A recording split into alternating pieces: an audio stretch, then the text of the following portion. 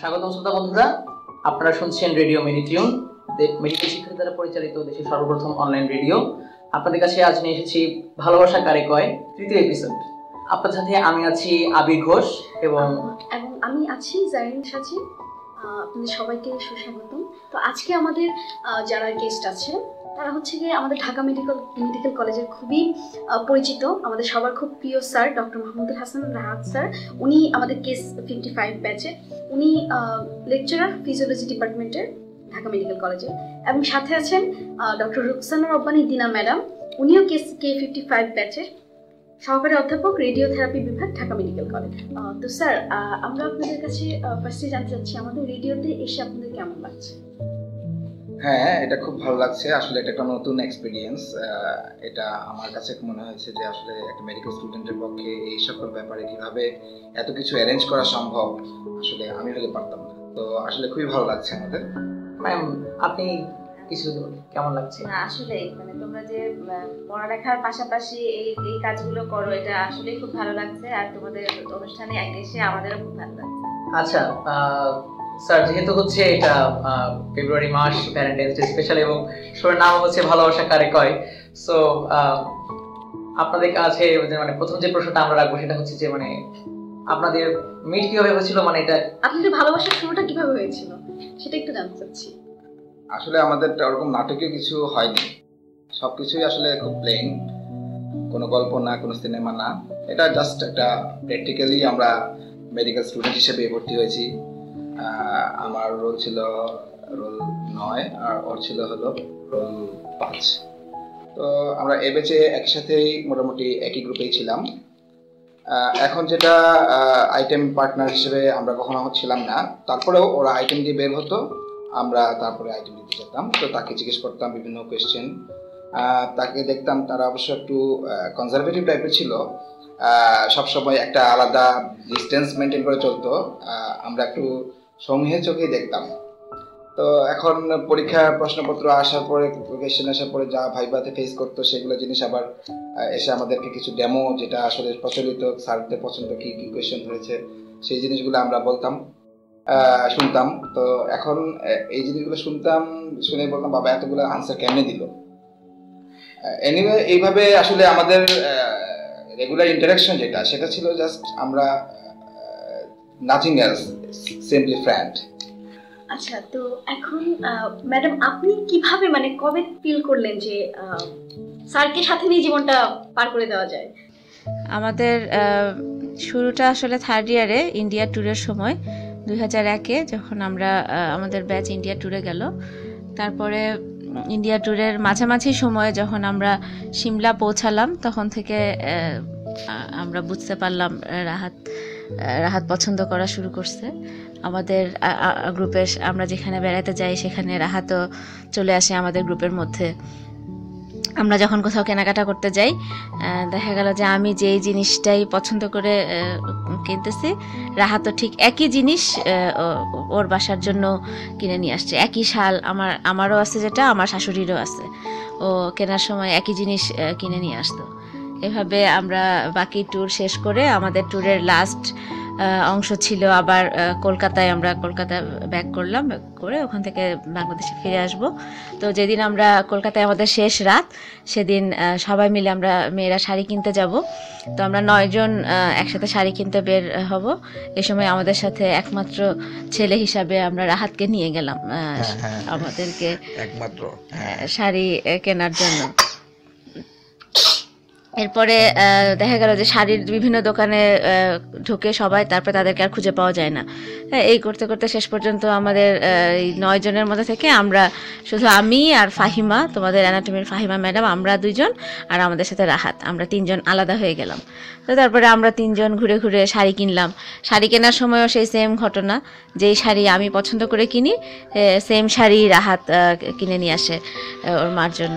আসলে আমি চিন্তা করলাম যে আসলে শাড়ি নিশ্চয়ই ভালো হবে, ওর চয়েস নিশ্চয়ই খারাপ হবে না। হ্যাঁ, সে চয়েস করে সময় নষ্ট করে নাই, সে শুধু আমাদের পিছন পিছন ঘুরে তারপরে একই শাড়ি কিনে নিয়ে চলে আসছে।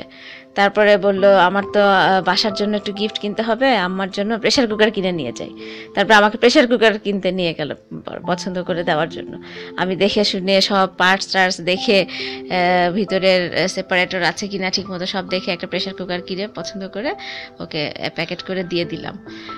হ্যাঁ অবশ্যই এই জিনিসটা একটা জিনিস হলো যে আসলে ও এত ভালো এগুলো জিনিস বোঝে যে কোনটা জিনিসে কি জিনিস দরকার, আমি আসলে এগুলো বুঝতাম না, তো এই জন্য আসলে ওর হেল্পটা নিয়েছি।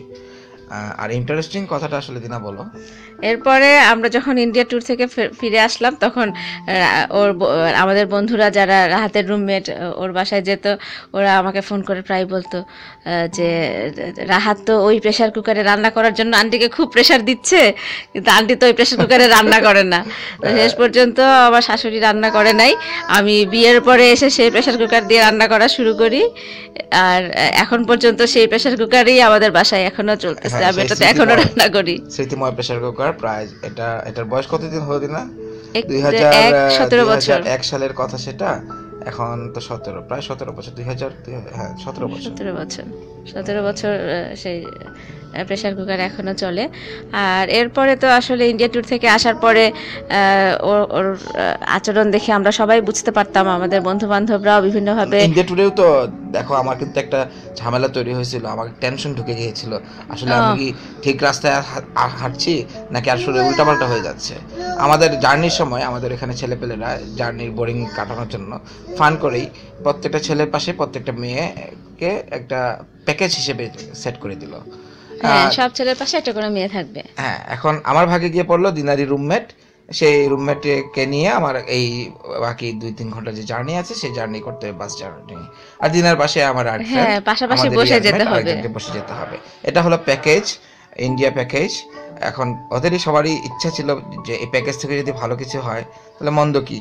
আমি তো তখন মহা বিপদে, মহা টেনশনে, এ কি হলো। আসলে তো আমার প্যাকেজ ছিল তো আসলে ওইদিকে, এখন এদিকের প্যাকেজ ওইদিকে চলে গেল কিভাবে। তারপর তো আসলে আমরা চলে আসলাম। চলে আসার পরের একটা মজার ব্যাপার হচ্ছে আমরা আমাদের কমিউনিটি মেডিসিনের যে একটা ফিল্ড স্টাডি আমাদের একটা করতে হতো। হ্যাঁ, তো সেই ফিল্ড স্টাডির রিপোর্ট একটা বানাতে হতো। তো সেটা বানানোর জন্য আমাদের ব্যাচেরটা বানানোর জন্য আবার ফাহিমা আর রাহাত দুজন মিলে নীল খেতে গেল। তো ওখানে যে রাহাত ফাহিমাকে জিজ্ঞেস করলো যে আমাকে তোমাদের কেমন লাগে। হ্যাঁ, তো ফাহিমার আসলে আমাদের 53 ভাইয়ার সাথে অ্যাফেয়ার ছিল। তো ফাহিমার ওকে উত্তর দিল যে আমার তো তোমাদের সবাইকে ছোট ভাইয়ের মতো লাগে। আর ও ভাইয়ার সাথে তুলনা করে ওর নাকি 55-এর সব ছেলেকেই ছোট ভাইয়ের মতো লাগতো। তো আসলে বুঝে নাই যে রাহাত অন্য কাউকে মিন করতে চাচ্ছে। আসলে আমি চাচ্ছিলাম যে আসলে ওই গ্রুপের মানে মনোভাবটা অ্যাসেস করার জন্য আসলে, কিন্তু ও যে আসলে পরে ও তো আমাদের রুমে এসে হাসতে হাসতে পুরো গড়ায় যাচ্ছে। আমরা বললাম কি হয়েছে, বলে রাহাত এটা জিজ্ঞেস করছে, আমি তো বুঝি নাই রাহাত আসলে কি জানতে চাইছে, তখন তো বুঝতে পারি নাই, এখন বুঝতে পারলাম যে রাহাত আসলে বুঝতে চাচ্ছে যে আমাকে দিনার কেমন লাগে। হ্যাঁ, তো এইভাবেই আসলে শুরু সব। ওর বিভিন্ন বন্ধুরা আমাকে ফোন দিত, বিভিন্নভাবে ফোনে আমাকে বোঝানোর চেষ্টা করতো। ওর একটা লয়ার ফ্রেন্ড ছিল, উনি প্রায় ছুটির দিনে দুপুরের বেলা আমাকে ফোন দিত। ফোন দিয়ে আমাকে বলতো যে রাহাত ভাই তো প্রেমে পড়ছে, আপনি কি জানেন? হ্যাঁ, কি করা যায়? আমিও ওনার সাথে খুব চিন্তা ভাবনা করে বলতাম হ্যাঁ বলেন তো কি করা যায়। কিন্তু আমি খুব টেকনিক্যালি এটা করতাম যে আমার দিকে যাতে কথাগুলো না আসে। উনিও খুব ঘুরানোর চেষ্টা করতো, আমিও সেটাকে ঘুরাই আরেক দিকে নিয়ে চলে যেতাম। আসলে খুব মানে সেফ সাইডে থাকার চেষ্টা করছে সব সময়। আসলে কোনো রিস্ক নিতে চাইনি, লাইফের একটা রিস্ক। এইভাবেই এই ডিসিশনটা এত হুটহাট করে হোক বা এটা আসলে আমি নিজে নিতে চাই নাই, এই রিস্কটা নিজে নিতে চাই নাই। তারপরে তো আমাদের 4th ইয়ারে প্রফ গেল, প্রফের সব সাজেশন এনে দিত, লেকচার খাতা নেওয়া। একটা আমার জীবনের প্রথম যে চিঠি ও লিখছে সেটা নাকি কোন একটা লেকচার খাতার মধ্যে ছিল, সেই চিঠিটাও শেষ পর্যন্ত আমি পাই নাই। হ্যাঁ, ও অনেক বিয়ের আসলে পৌঁছায় দিয়েছিলাম, হাতেই দিয়েছিলাম। এখন আসলে ওটা বলা হয়নি যে হ্যাঁ ভিতরে কিছু আছে, এটা তো আমি জানি না। মানে এটা এন্ট্রি করে দিয়ে সেই খাতা আবার পরে কার কাছে চলে গেছে, সে পাইছে নাকি রাস্তায় পড়ে গেছে সেটা আমি জানিও না। বিয়ের অনেক পরে একদিন আমাকে জিজ্ঞেস করছে, একটা চিঠি দিলাম, তার উত্তরও দিলা না। আমি চিঠি কই দিলা? তখন শুনলাম যে হ্যাঁ আসলে ওই খাতার কোনো একটা খাতার মধ্যে চিঠি ছিল। তো খাতা নেওয়ার বাহানায় আসা যাওয়া সেটাও হতো, কিন্তু তারপরেও এইটুকুই ছিল। এরপরে তো 5th ইয়ারে আমার শাশুড়ি আসলেন। উনি যখন আসলেন তখন সবাই বন্ধুরা ঢুকাই দিল ওনার মাথায় যে ছেলের বউকে দেখে যান। হ্যাঁ, তো উনি আসছেন আমাদের হোস্টেলে। এখন ও আমাকে বললো আম্মাকে একটু হোস্টেলটা দেখাই দিও। আমিও বুঝতে পারতেছি হোস্টেল তো আর দেখতে আসে নাই, দেখতে তো আসছে অন্য কিছু। কিন্তু এখন আবার বললে যদি আবার চিন্তা করে যে হ্যাঁ আমার মাকে একটু দেখাইতে বললাম, তুমি ফ্রেন্ড হিসাবে দেখাইলা না, হ্যাঁ এটা কেমন হলো? তো এই চিন্তা করে আবার নাও করতে পারলাম না। তো উনি এরপরে তো আমার শাশুড়ি আসলেন হোস্টেলে। তো উনি একটু সহজ সরল মানুষ। উনি এসেই গেস্ট রুমের মধ্যে বসে আমি ঢোকার সাথে সাথে আমাকে রাহাতের পাশে বসায় টসায় দিল। তারপরে এইটা ওখানে যারা আমাদের ফ্রেন্ডরা ছিল তারা এটা খেয়াল করছে, করার পরে ওনারা যখন চলে গেছে তখন তো আমাকে নিয়ে হাসাহাসি, হ্যাঁ তুমি এইগুলা করতেছো, এটা আমরা কেউ জানি না। তো তখন আমার খুব রাগ উঠলো যে আমি কিছুই করলাম না। হ্যাঁ, তো এরপরে তো ওকে একটা ফোন করে একটা ঝাড়ি দিলাম যে ঝাড়িটা আসলে খুব কড়া ঝাড়ি ছিল। হ্যাঁ, খবরদার আর এগুলা করবা টরবা না। হ্যাঁ, এরপরেই আবার আমাদের কথাবার্তা বন্ধ হয়ে গেল। তারপরে শুরু হলো কিছুক্ষণ বিরহের সময়। হ্যাঁ, দুজনের সাথে দেখা হয়, কথা হয় না। হ্যাঁ, তখন আমরা দেখা হলে ও আরেক দিক দিয়ে যায়। প্রফের সময় আবার ঠিকই সাজেশন যেগুলো পাইছে সেগুলো দিচ্ছে, ভাইবার সময়ও কথা টথা বলছে, কোশ্চেন জিজ্ঞাসা করছে, কিন্তু আগের মতো যে একটা সহজ সম্পর্ক ছিল সেটা আসলে হইলো না। তারপরে আমাদের রেজাল্ট হলো, আমরা ইন্টার্নি শুরু করলাম। তো আমরা তো আসলে তোমরা শুনছোই যে আমাদের রোল খুব কাছাকাছি ছিল, আমরা 5 বছরই একসাথে ছিলাম, কিন্তু ছাড়াছাড়ি হয়ে গেল ইন্টার্নির সময় এসে। ইন্টার্নির সময় যখন আমাদের গ্রুপ ভাগ করা হলো তখন দেখা গেল যে ও আরেকটা গ্রুপের মধ্যে পড়ে গেছে। আমাদের এই ব্যাচের কয়েকজনকে আলাদা করে দেওয়া হয়েছে, তো তার মধ্যে ও চলে গেছে। তো আমি মেডিসিন ইউনিট 1-এ, ও মেডিসিন ইউনিট 3-তে। তো এটা নিয়েও তো রাহাতের খুব মন খারাপ যে একসাথে ইন্টার্নি করতে পারলো না। সেই দুঃখে আমি কেন প্রতিবাদ করলাম না আবার এইটার, ওকে কেন ডাকলাম না। আমার তো একটা মানবাভিমান থাকতেই পারে, তাই না? আমি কেন বললাম না যে তুমি চেষ্টা করো। হ্যাঁ, এই জন্য সে চেষ্টা করে নাই, সে আসে নাই। তো এরপরে ইন্টার্নি শুরু হলো। দেখা গেল যে ইন্টার্নি খুব সিরিয়াস ইন্টার্নি। যখন ফিমেল ওয়ার্ড আমাদের একসাথে ছিল, তো যখনই আমি ফিমেলে যাই তখনই যদি ও সময় কোনো পেশেন্ট দেখে, আমি যাওয়ার সাথে সাথে এমনভাবে হিস্ট্রি নেওয়া শুরু করে, সেই হিস্ট্রি আর শেষ হয় না, আর পেশেন্ট থেকে মাথা তোলে না, সেই কঠিন হিস্ট্রি টেকিং শুরু হয়ে যায়। একটা ভাবের ব্যাপার আছে না, আমি তো এখন আসলে ভাব একটা নিতে হবে না। তখন আমাকে দেখে এসে অন্যদিকে তাকায় হাইটে চলে যেত। আমার সাথে যে থাকতো তার সাথে গল্প করতো, আমার সাথে কথা বলে না। তো তারপরে আবার আমাদের রিটার্নের সময় ও একটা সুন্দরবন ট্যুর অ্যারেঞ্জ করছিল। ট্যুরের ওই সবকিছু ম্যানেজমেন্টের দায়িত্বে ছিল। হ্যাঁ, তো ও সবাইকে রিকোয়েস্ট করে, আর ও যখন বলছে তখন মোটামুটি আমাদের ব্যাচে সবাই, মেয়েরা বিশেষ করে সবাই রাজি হয়ে গেছে তারা ট্যুরে যাবে। হ্যাঁ, তো ও আমার পাশে দাঁড়ায় আমার রুমমেটকে রিকোয়েস্ট করে, হ্যাঁ চলো তোমরা ট্যুরে চলো, আমাকে বলে না। আবার আমি যখন রুমে আসি তখন ওর ফ্রেন্ড ফোন করে, হ্যাঁ দিনা তোমাকে রাহাত তো ট্যুরে নিয়ে যেতে চায়। এইরকম অবস্থা। আমার তো এমন আসলে ও আর ওর বান্ধবী পাশাপাশি ছিল, তো একজনকে বলছি, তার মানে আসলে ওটাও হলো যে দুজনেই যাও। আমি তো চাচ্ছি যে দুজনেই। হ্যাঁ চাচ্ছে, কিন্তু বলবে না। হ্যাঁ, আমার তখন মনে হচ্ছে না বললে যাবোই না আমি ট্যুরে। হ্যাঁ, তো এরকম। আবার আমাকে বলে কি ওর ফ্রেন্ড, অসুবিধা নাই, টাকাটা রাহাতে দিয়ে দিবে, তোমার টাকা রাহাতে দিয়ে। আমার তো আরো মেজাজটা খারাপ হয়েছে, আমি ট্যুরেই যাব না। আমি যেখানে কোনো ট্যুর মিস করি না, সেই আমার সুন্দরবন ট্যুরটা মিস হয়ে গেল এই রাগারাগির জন্য। তো এরপরে এখনো বলে, হ্যাঁ সেই সুন্দরবন ট্যুরে এখনো নিয়ে যায় নাই, সেই ট্যুরে এটা আমার এখনো পাওনা রয়ে গেছে। তো যাই হোক, এরপরে আমরা মেডিসিন শেষ হলো, সার্জারি শুরু হলো। সার্জারি ওয়ার্ডও এরকম আমাদের সামনাসামনি ওয়ার্ড ছিল। তো এরকম দেখা যেত যে কোনো একটা ডিউটি পড়লো, ডিউটির সময় আমরা কোনো একটা প্রোগ্রামে যাব, তো আমাদের ফ্রেন্ডরাই বলতো আচ্ছা ঠিক আছে রাহাতকে ডাকো, আমাকে দিয়ে ফোন দেওয়া হতো। দিনা ফোন দিলে রাহাতে সেই ডিউটিটা করে দিয়ে যাবে, কারণ ওই ফ্রেন্ডরা জানতো যে আসলে রাহাত দিনের কথা ফেলতে পারবে না, ডিউটি এটলিস্ট করে দিবে, আমি যা বলবো করে দিয়ে যাবে। তারপরে আমি যখন নিউরো সার্জারিতে একদিন আমার নাইট ছিল, এই সময় ও আমাদের আরেকটা ফ্রেন্ড আর একটা সিনিয়র আপু তাদেরকে নিয়ে নিউরো সার্জারিতে আমাকে দেখতে আসলো। তো দেখতে আসার পরে কিছুক্ষণ গল্প টল্প করে খাওয়া দাওয়া করে যখন ওরা চলে যাবে, তখন আমাকে বললো যে ঠিক আছে তুমিও যাও, তুমি যে রুমে ঘুমাও আমি তোমার ডিউটি করে দেই। হ্যাঁ, এটা আসলে মানে ইন্টেনশন ছিল খুবই ভালো, না ঠিক আছে ও রেস্ট নেক, আমি এখন ওর ডিউটিটা একটু করি, নাইট ডিউটি। আমি তো খুব খুশি হয়ে ঘুমাইতে চলে গেলাম। সকালবেলা এসে দেখি ওর রাত্রেবেলা ঘুমাইছে, নিউরো সার্জারির ওয়ার্ড থেকে ওর ফোন চুরি হয়ে গেছে। তখন আমার খুব মনটা খারাপ হলো, আরে বেচারা আমার জন্য ডিউটিটা করতে না আসলে তো ফোন, আর তখনকার সময় একটা ফোন চুরি হওয়া, হ্যাঁ বুঝছি, তো অনেক বড় ব্যাপার। যাই হোক, তারপরে তো এটা এর পরপরই আমরা একটা পিকনিকে গেলাম। আসলে এটা আমি বলি যে ফোন চুরির ব্যাপারটা, কোনো কিছু পেতে হলে কোনো কিছু হারাতে হয়, হয়তো বা ওইটা হারানোর জন্য একটা পজিটিভ একটা কোনো মানে মনের মধ্যে কিছু একটা ঘটলো।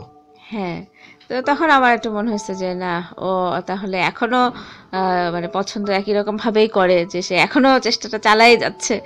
এরপরে আমাদের একটা পিকনিক ছিল, ব্যাচের না, সব ডাক্তারদেরই পিকনিক ছিল। তো পিকনিকে আমরা যাব, পিকনিকের দিন সকালবেলা আমি, আমার রুমমেট আর আমাদের আরেকটা ফ্রেন্ড আমরা বসে বসে এমন গল্প, আমরা কিন্তু রেডি হয়েছি অনেক সকালে। তারপরে আমাদের দৃঢ় বিশ্বাস যে আমাদেরকে কেউ ফেলে যাবে না, বাস যখন রওনা দিবে কেউ না কেউ আমাদেরকে ডেকে নিয়ে যাবে। আমরা তিনজন খুব মনের আনন্দে গল্প করতেছি।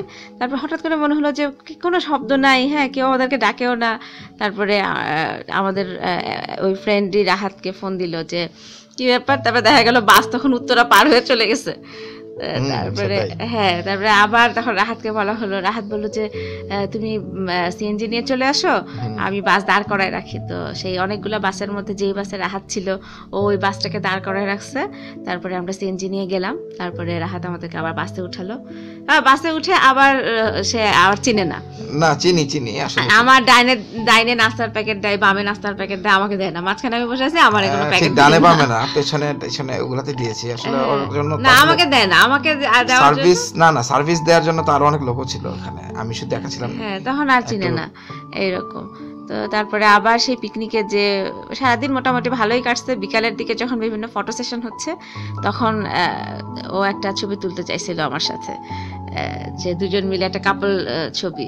তো সেই ছবিটা তুলতে আমি রাজি হই নাই। দেখছো কত রকম পেঁয়াজ মাথায়। হ্যাঁ, তো আমি তখনও রাজি হই নাই যে না, গ্রুপ ছবি তোলো। হ্যাঁ, গ্রুপ ছবিতে পাশে দাঁড়ায়ও ছবি তুলছে। তারপরে এটা নিয়ে দেখলাম যে খুব মন খারাপ করছে যে সারাদিন পরেও একটা গ্রুপ কাপল ছবি তুলতে পারলো না, এই দুঃখে। তারপরে তো আর কথা আবার বলে না, কথা বন্ধ। এরপরে পরের দিনও দেখলাম খুব মন খারাপ। আমাদের বিভিন্ন ওর বন্ধুরা এসে বলল যে কি হয়েছে রাহাতের তো খুব মন খারাপ। আমাকে জিজ্ঞেস করে। হ্যাঁ, তখন অবশ্য যে কুমার বিশ্বজিতের গানটা অনেক শুনতাম, চন্দনা গো রাগ করো না, হ্যাঁ ওই টাইপের বিরহের গান। হ্যাঁ, কিন্তু নিজে কোনো কথা বলবে না। হ্যাঁ, সে হচ্ছে সব এরকম বিভিন্ন জন বলবে, নিজে রাগ করবে, নিজে ইয়ে হবে, কিন্তু নিজে বলবে না। তারপরে তারপর দিন আসলে আমি ওকে ডাকলাম, ডেকে যে কি ব্যাপার, তোমার এই এরকম আচরণের কারণ কি? হ্যাঁ, তুমি এরকম করো কেন? তো সে যেহেতু বলেই না, হ্যাঁ সে যেহেতু প্রপোজ করেই না, ভালোবাসিও বলে না, ভালো লাগে তাও বলে না, বলার জিনিস না।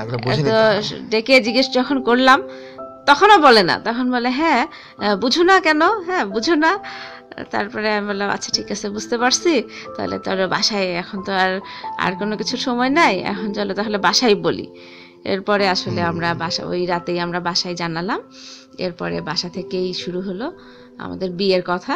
এটাই হচ্ছে আমাদের মানে শুরুর কথাটাই একদম বিয়ের কথাতেই শুরু হলো। স্যার, যেটা বলতে চাচ্ছিলাম সেটা হচ্ছে কি দেখে ফার্স্টে ম্যাডামকে আপনার ভালো লেগেছিল? এটা আসলে মিলিয়ন ডলার কোয়েশ্চেন। এটা সবাই আমাকে একটা কোয়েশ্চেন প্রায় সময় বিভিন্ন সময় জিজ্ঞেস করে যে আসলে কি হয়েছিল ঘটনা, আসলে কিভাবে কি, মানে আমার যে টেকনিকটা ছিল স্ট্যাটিস্টিক্যাল অ্যানালাইসিসের কাছাকাছি আর কি। কাছাকাছি না, পুরাই এক্সক্লুশন মেথডে আসছি। প্রথমে যে এত এত বান্ধবী ছিল আমি বুঝতে পারছিলাম না যে আসলে কে সুইটেবল। আর আমরা ছিলাম আসলে সিলেট থেকে আসছি, আমরা একটা কনজারভেটিভ ফ্যামিলি। এখানে এসে হঠাৎ করে এত মেয়ে, আবার সবসময় স্কুল কলেজ, আমার ছেলেদের স্কুল কলেজ ছিল, এত মেয়ে দেখে আমার চোখে চিন্তা করছি যে কোনটা ছেড়ে কোনটা, মানে আমার কি আসলে কেউ হবে নাকি আদৌ আমার সিলেটেরই একটা ব্যবস্থা করতে হবে।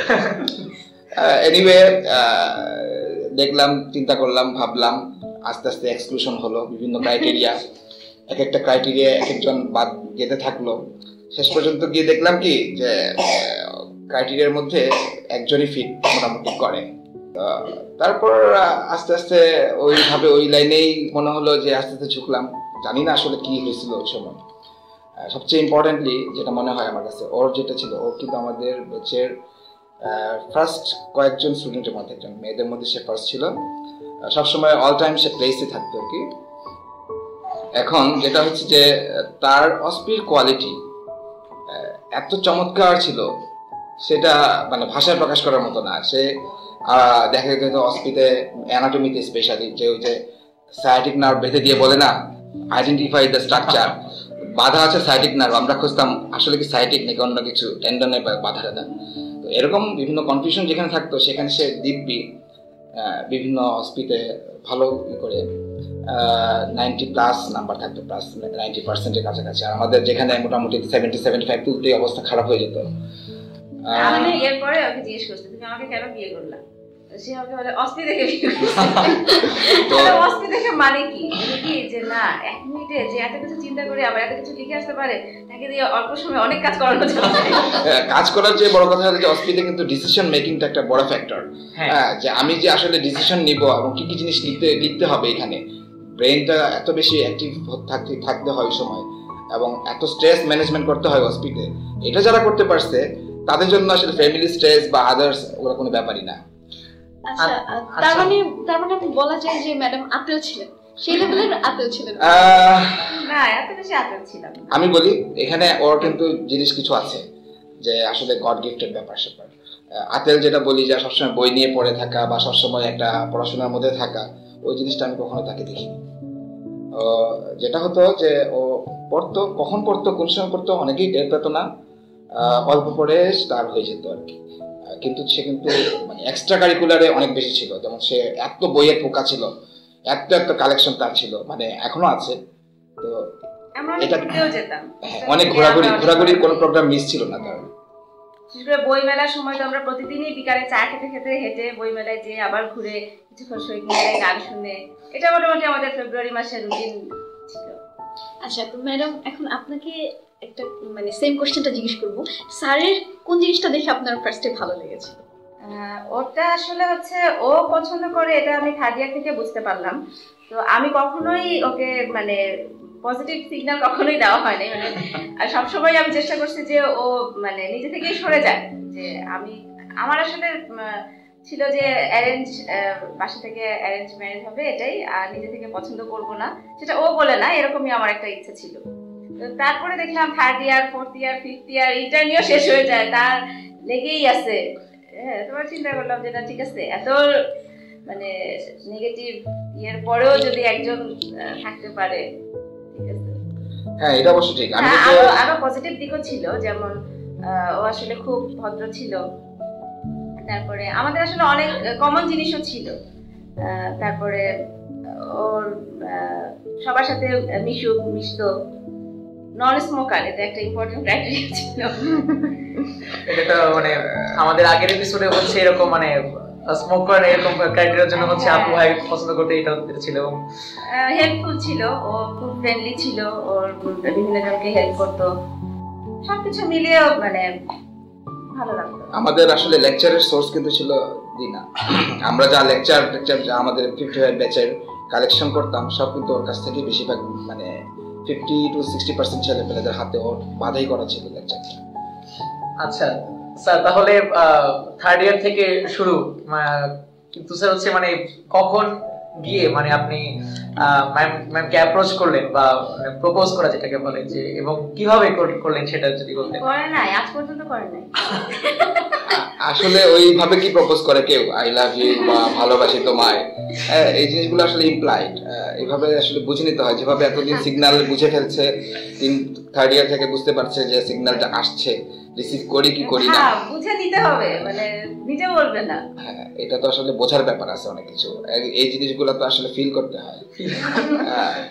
আচ্ছা, কিন্তু স্যার ওই যে একটা ব্যাপার থাকে না, ভালোবাসায় একটু ঘোরাঘুরি, একটু ডেটিং, স্যার ওই জিনিসটা কি হয়েছিল স্যার?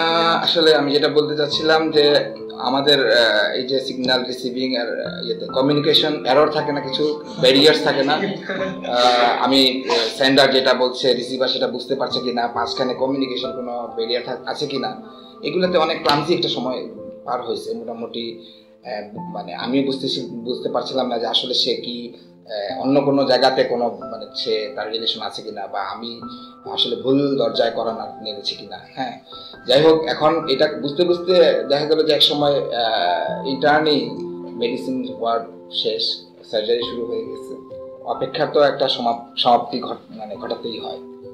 তো এখন ওর বাসা থেকেও তো প্রপোজাল আসা শুরু হয়েছে, দেখাশোনা শুরু হয়েছে, ও কি চিন্তা করছে। তো আমরা ইন্টার্নি মাঝখানে তখন আমাদের আসলে স্টার্ট হয়। আমরা সময় বেশি পাইনি, যেটা অ্যাকচুয়াল অর্থে যেটা ডেটিং বলে ওইটা আসলে করার ওরকম সুযোগ হয়নি আমাদের। আসলে বলে না যে অল্প কাহিনীটা আসলে জমজমাট না। ওই ধানমন্ডি লেক যাওয়া আসা 2 মাস সময় পাইছি। মার্চের 14 তারিখে একটা এগ্রিমেন্টে আসা হলো। তারপর থেকে 2 মাস এই এদিক সেদিক, 14 মেতে শেষ। তার মানে আমাদের কি পরিমাণের ওই সময় আমাদের নিজের অ্যারেঞ্জমেন্ট নিয়ে এত ঘোরাঘুরি করা লাগছে, ব্যস্ত থাকা লাগছে, যে ওই জিনিসটা যে আলাদাভাবে ফিল করা সেটা হয়। ব্যাচেলরদের মধ্যে আসলে যেরকম হয় যে একসাথে রিডিং পার্টনার থাকে, একসাথে ঘোরাঘুরি, এগুলো আসলে আমাদের কিছুই হয় নাই। ও তো আফসোস করে তোমাকেই যে বিয়ে করবে। আমি একটু বলি যে তোমাকে যদি বিয়ে করবে না যদি জানতাম তাহলে 5.5 বছর নষ্ট হলো কেন। হ্যাঁ, ব্যাগ টানাতে পারতো, ভাগ্যিস আমার। হ্যাঁ, ইন্ডিয়া টুরে ব্যাগ টানাতে পারতো। আমি ভাগ্যিস এটা থেকে বেঁচে গেছি, কারণ আমার যতগুলো ফ্রেন্ড যারা এইভাবে ছিল তারা অন্তত মানে এইভাবে খেটে নিতে হয়েছে। আচ্ছা স্যার, তাহলে আপনার হোমটাউন আপনি বলেন সিলেট, ম্যামের হোমটাউন কোথায়? আমার বগুড়া সান্তাহার। আচ্ছা, আপনাদের তো মানে অনেক যেটা বলে যে ফ্যামিলিতে হচ্ছে আপনাদের মানে যে ফ্যামিলি জানলো কখন, বা ফ্যামিলির পর্যায়ে এটা পৌঁছালো কখন এবং কিভাবে, মানে যে অ্যারেঞ্জ করা, যেটা আমারটা বলবো না তোমারটা বলবো? তোমারটাই তো আগে হচ্ছে। ও আসলে আগে আমার শাশুড়ি আগে জানতেন। আমার শ্বশুর মারা গেছেন আমরা যখন 5th ইয়ারে পড়ি। তো তারপর আমার শাশুড়ির একটু চেঞ্জের জন্য ও ঢাকায় নিয়ে আসছিল বেড়াতে। তো উনি আসার পরে তো ওর রুমমেটরা, আমাদের ফ্রেন্ডরা সবাই মিলে আমার শাশুড়ির মাথায় ঢুকাই দিল, আপনার বৌমাকে দেখে যান, আসছেন যখন ঢাকায় দেখে যান। অথচ ওর সাথে আমার কোনো কথাই হয় না। এটা কিন্তু আমি একটু বলি, মানে ফ্রেন্ড সার্কেল যারা থাকে না, শয়তানের দোসর এরা, হ্যাঁ, মানে ইবলিসের দোসর, আর কিছু না। রুমমেটরা স্পেশালি, তোমার যদি কিছু নাও থাকে কারো, তোমাকে দেখা যাবে যে এমন ভাবে কথা বলবে মনে হবে যে তারা সেলসম্যান কোনো একটা, এটা ভালো, এটা এরকম দেখ, চিন্তা করে ভালো মতো ইয়ে কর, আরে কিছু কোনো ব্যাপার না, এমন ভাবে তোমাকে মানে তোমার সেরোটোনিনের লেভেল যা চেঞ্জ করবে, তারপরে তুমি সেটা যা যা ইনফরমেশন সব ওর ফ্রেন্ডরাই দিচ্ছে। ও যে বললাম না আজ পর্যন্ত নিজে বলে নাই। তো তার মানে স্যার আপনার ফ্রেন্ডদের একটা বিরাট ভূমিকা আছে। হ্যাঁ, অবশ্যই স্যার। এই মানে স্যার আপনার কোন ফ্রেন্ডকে এখানে মানে সবচেয়ে ভাইটাল রোলটা আপনি দিতে চাচ্ছেন, একটু যদি ওই কাহিনীটা যদি আমাদেরকে। আসলে হয়েছে কি, জিনিসটা বিভিন্ন সময় বিভিন্ন ইনফরমেশন বিভিন্ন ফ্রেন্ডের মাধ্যমে যেত। স্পেশালি আমার রুমমেট ছিল শ্যামল, রায়হান, মারুফ, ওরা এখন খুব মানে ভালো মেডিসিন স্পেশালিস্ট। ওরা বিভিন্ন সময় এসে দিনার কানে ঢালতো, এই রাহাত কিন্তু এইটা করেছে, রাহাত কিন্তু এটা বলেছে। হ্যাঁ, কিন্তু রাহাত কিন্তু কোনোভাবে বলছে না, ধরা দিচ্ছে না, সেও শিয়ার না যে আসলে এটা কি ফাজলামি পর্যায়ে আছে নাকি সিরিয়াস ইস্যুটা। তো এইভাবেই চলছিল আর কি ফ্রেন্ডরা। যে তারপর হচ্ছে ম্যামের ফ্যামিলি কিভাবে জানলেন? না, আমারটা তো জানছে অনেক পরে। আমার শাশুড়ি তখন দেখে চলে যাওয়ার পরেও তো ওর সাথে আমার একটা ঝগড়া হচ্ছে যে উনি কেন দেখে যাবে আমাকে, মানে আমাদের তো আসলে কোনো কথাই হয় নাই। মাঝখান থেকে উনি এসে দেখে গেছেন এবং উনি আসলে একটু সহজ সরল। উনি আমাদের গেস্ট রুমে এসে এমনভাবে আমাদের দুজনকে পাশাপাশি বসাই দিচ্ছেন, পরে ওনারা চলে যাওয়ার পরে আবার আমার ফ্রেন্ডরা খুব আমাকে নিয়ে হাসাহাসি করছে। তো এটাতে আমি খুব রাগারাগি করছি ওর সাথে, যে কেন করবো। ওই দিন অবশ্য রাগারাগি হয়েছে। হ্যাঁ, কারণ আসলে ও যখন বলছে যে আমার মাকে তোমাদের হোস্টেলটা দেখায় দাও, তাহলে আমি বুঝতে পারতেছি হোস্টেলটা দেখতে আসে নাই, আবার বলতেও পারতেছি না যে না আমি দেখাতে পারবো না। তখন আবার যদি বলে যে সমস্যা এরকম, যাই হোক। আর আমি আসলে আমার ফ্যামিলি জানছে অনেক পরেও, যে বললাম 14ই মার্চ আমাদের ইন্টারনি লাস্টের দিকে, তখন আমাদের সার্জারি চলে, তখন আমি বাসা থেকেও আসা শুরু হয়েছে প্রপোজাল যে বাসায় ছেলে দেখা হচ্ছে।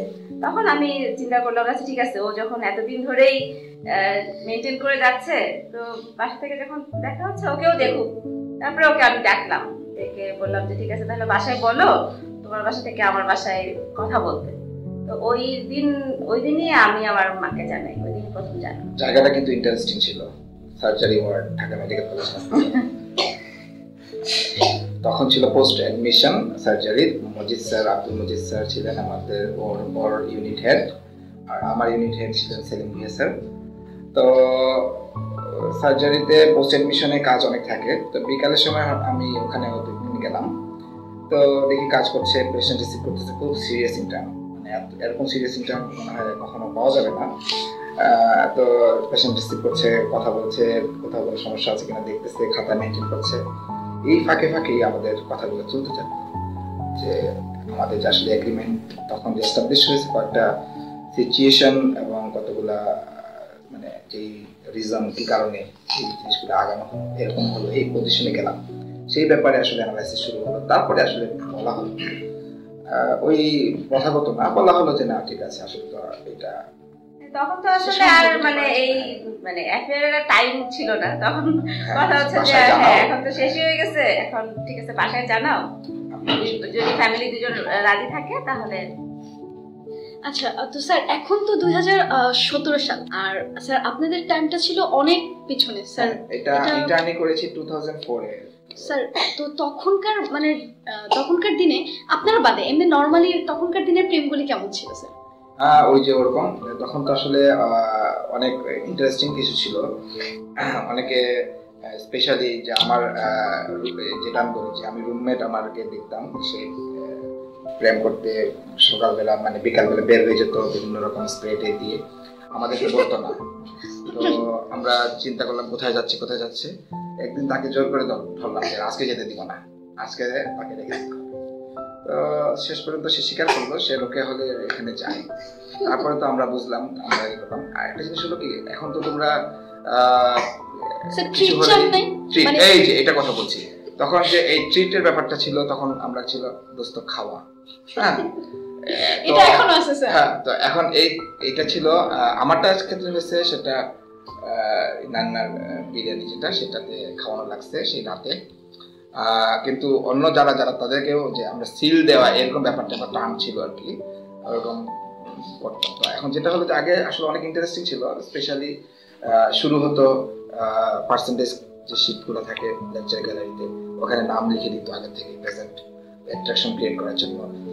মেয়েদের হতে যাওয়ার পরে যে মেয়েটা দেখতো, সেই মেয়েটা দেখতো একটা অলরেডি সিগনেচার হয়ে আছে, কে করবে সেই শুভানুদ্ধে, এখন শুভাকাঙ্ক্ষীকে হতো, এরকম বিভিন্ন রকম। তারপর বিভিন্ন জায়গায় যাচ্ছে, তাকে ওভাবে হ্যাঁ একটু তাকে হেল্প করা, তাকে তার সামনে নিয়ে আসা, সবাই মিলে করে কি তাকে এক্সপোজ করে দেয়। তো আসলে হয়েছে কি জিনিসটা, যে তখনটা আমাদের এরকম ফেসবুক ছিল না, যে একজনকে কি ভালো লাগে কি খারাপ লাগে তার এই জিনিসগুলো বোঝার কোনো রকমের কোনো স্কোপ ছিল না। তো আমরা আসলে ব্লাইন্ডলি আমরা একটা ধারণা করে নিতাম যে না মনে হয় অ্যাটলিস্ট বেটার হবে আমাদের জন্য।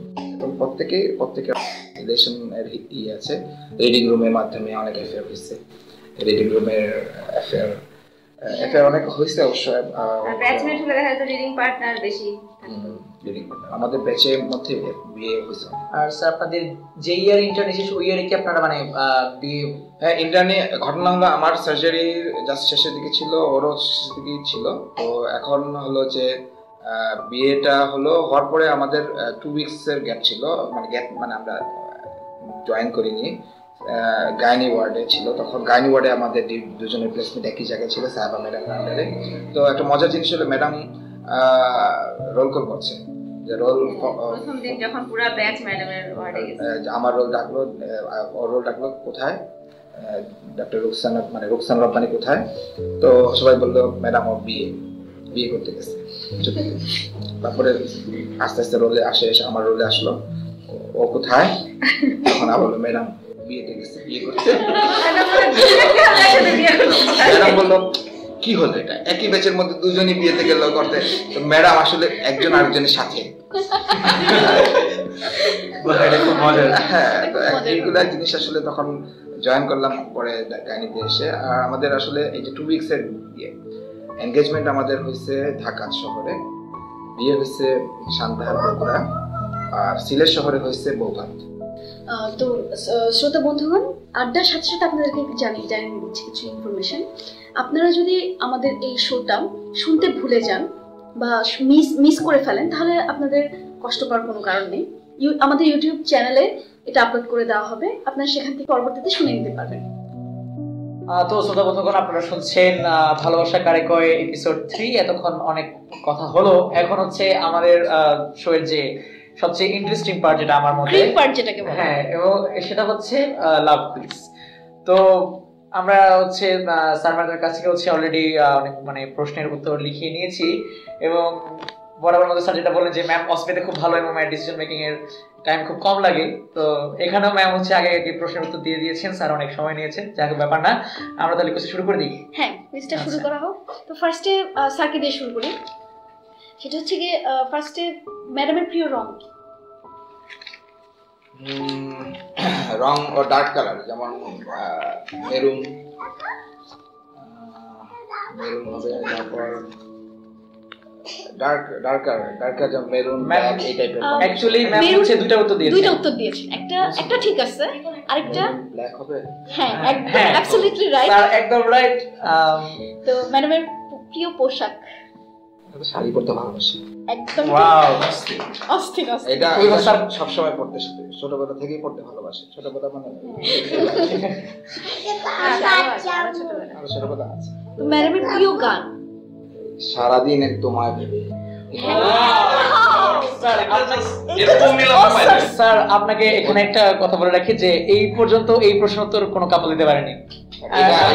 এটা আমাকে বাজাইতে বলা হয় আসলে, ইউটিউব থেকে খুঁজে ইউটিউব থেকে বাজাইতে হয়, হ্যাঁ এটা আমাকে বাজাইতে হয়, ইউটিউব থেকে খুঁজে বাজাইতে।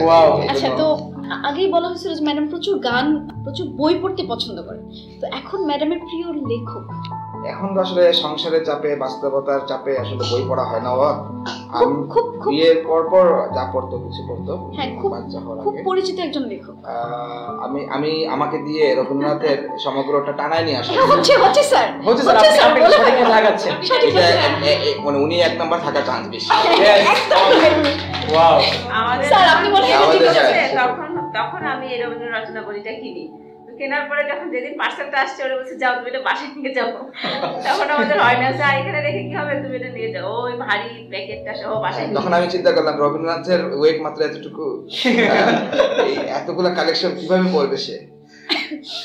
স্যার কিন্তু প্রতি বলে ছক্কা পেটে যাচ্ছেন। আচ্ছা ম্যাডাম পরবর্তীতে দেখি ম্যাডাম কি করেন। আচ্ছা স্যার, তো ম্যাডামের প্রিয় মুহূর্ত? আমরা কিন্তু খুব একই সাথে প্রিয় মুহূর্ত থাকে আমাদের। টাইম স্পেসিফিক মানে এটা রেগুলারলি হয়? সপ্তাহের একটা? সপ্তাহে তাহলে বৃহস্পতিবার হবে।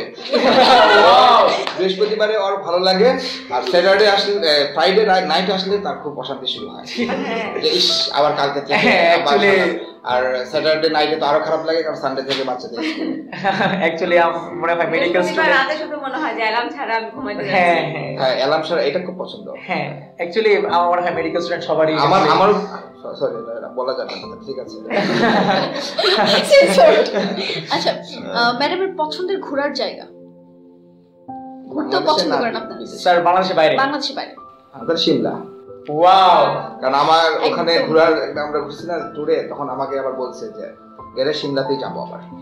আমি বলি কলকাতায় চলো, আরো কত জায়গা আছে ইন্ডিয়াতে, বলে না সিমলা, আর নেক্সট হলো কাশ্মীর। ওয়াও, একদম ঠিক। ম্যাডামের পছন্দের খাবার? ওরা তো বেশি বেশি মানে ওই অয়েলি ফুড খায় না। আচ্ছা তবুও তবে আমরা দু একটা নাম আমরা বলো। মানে বাঙালি খাবার, একদম বাঙালি খাবার।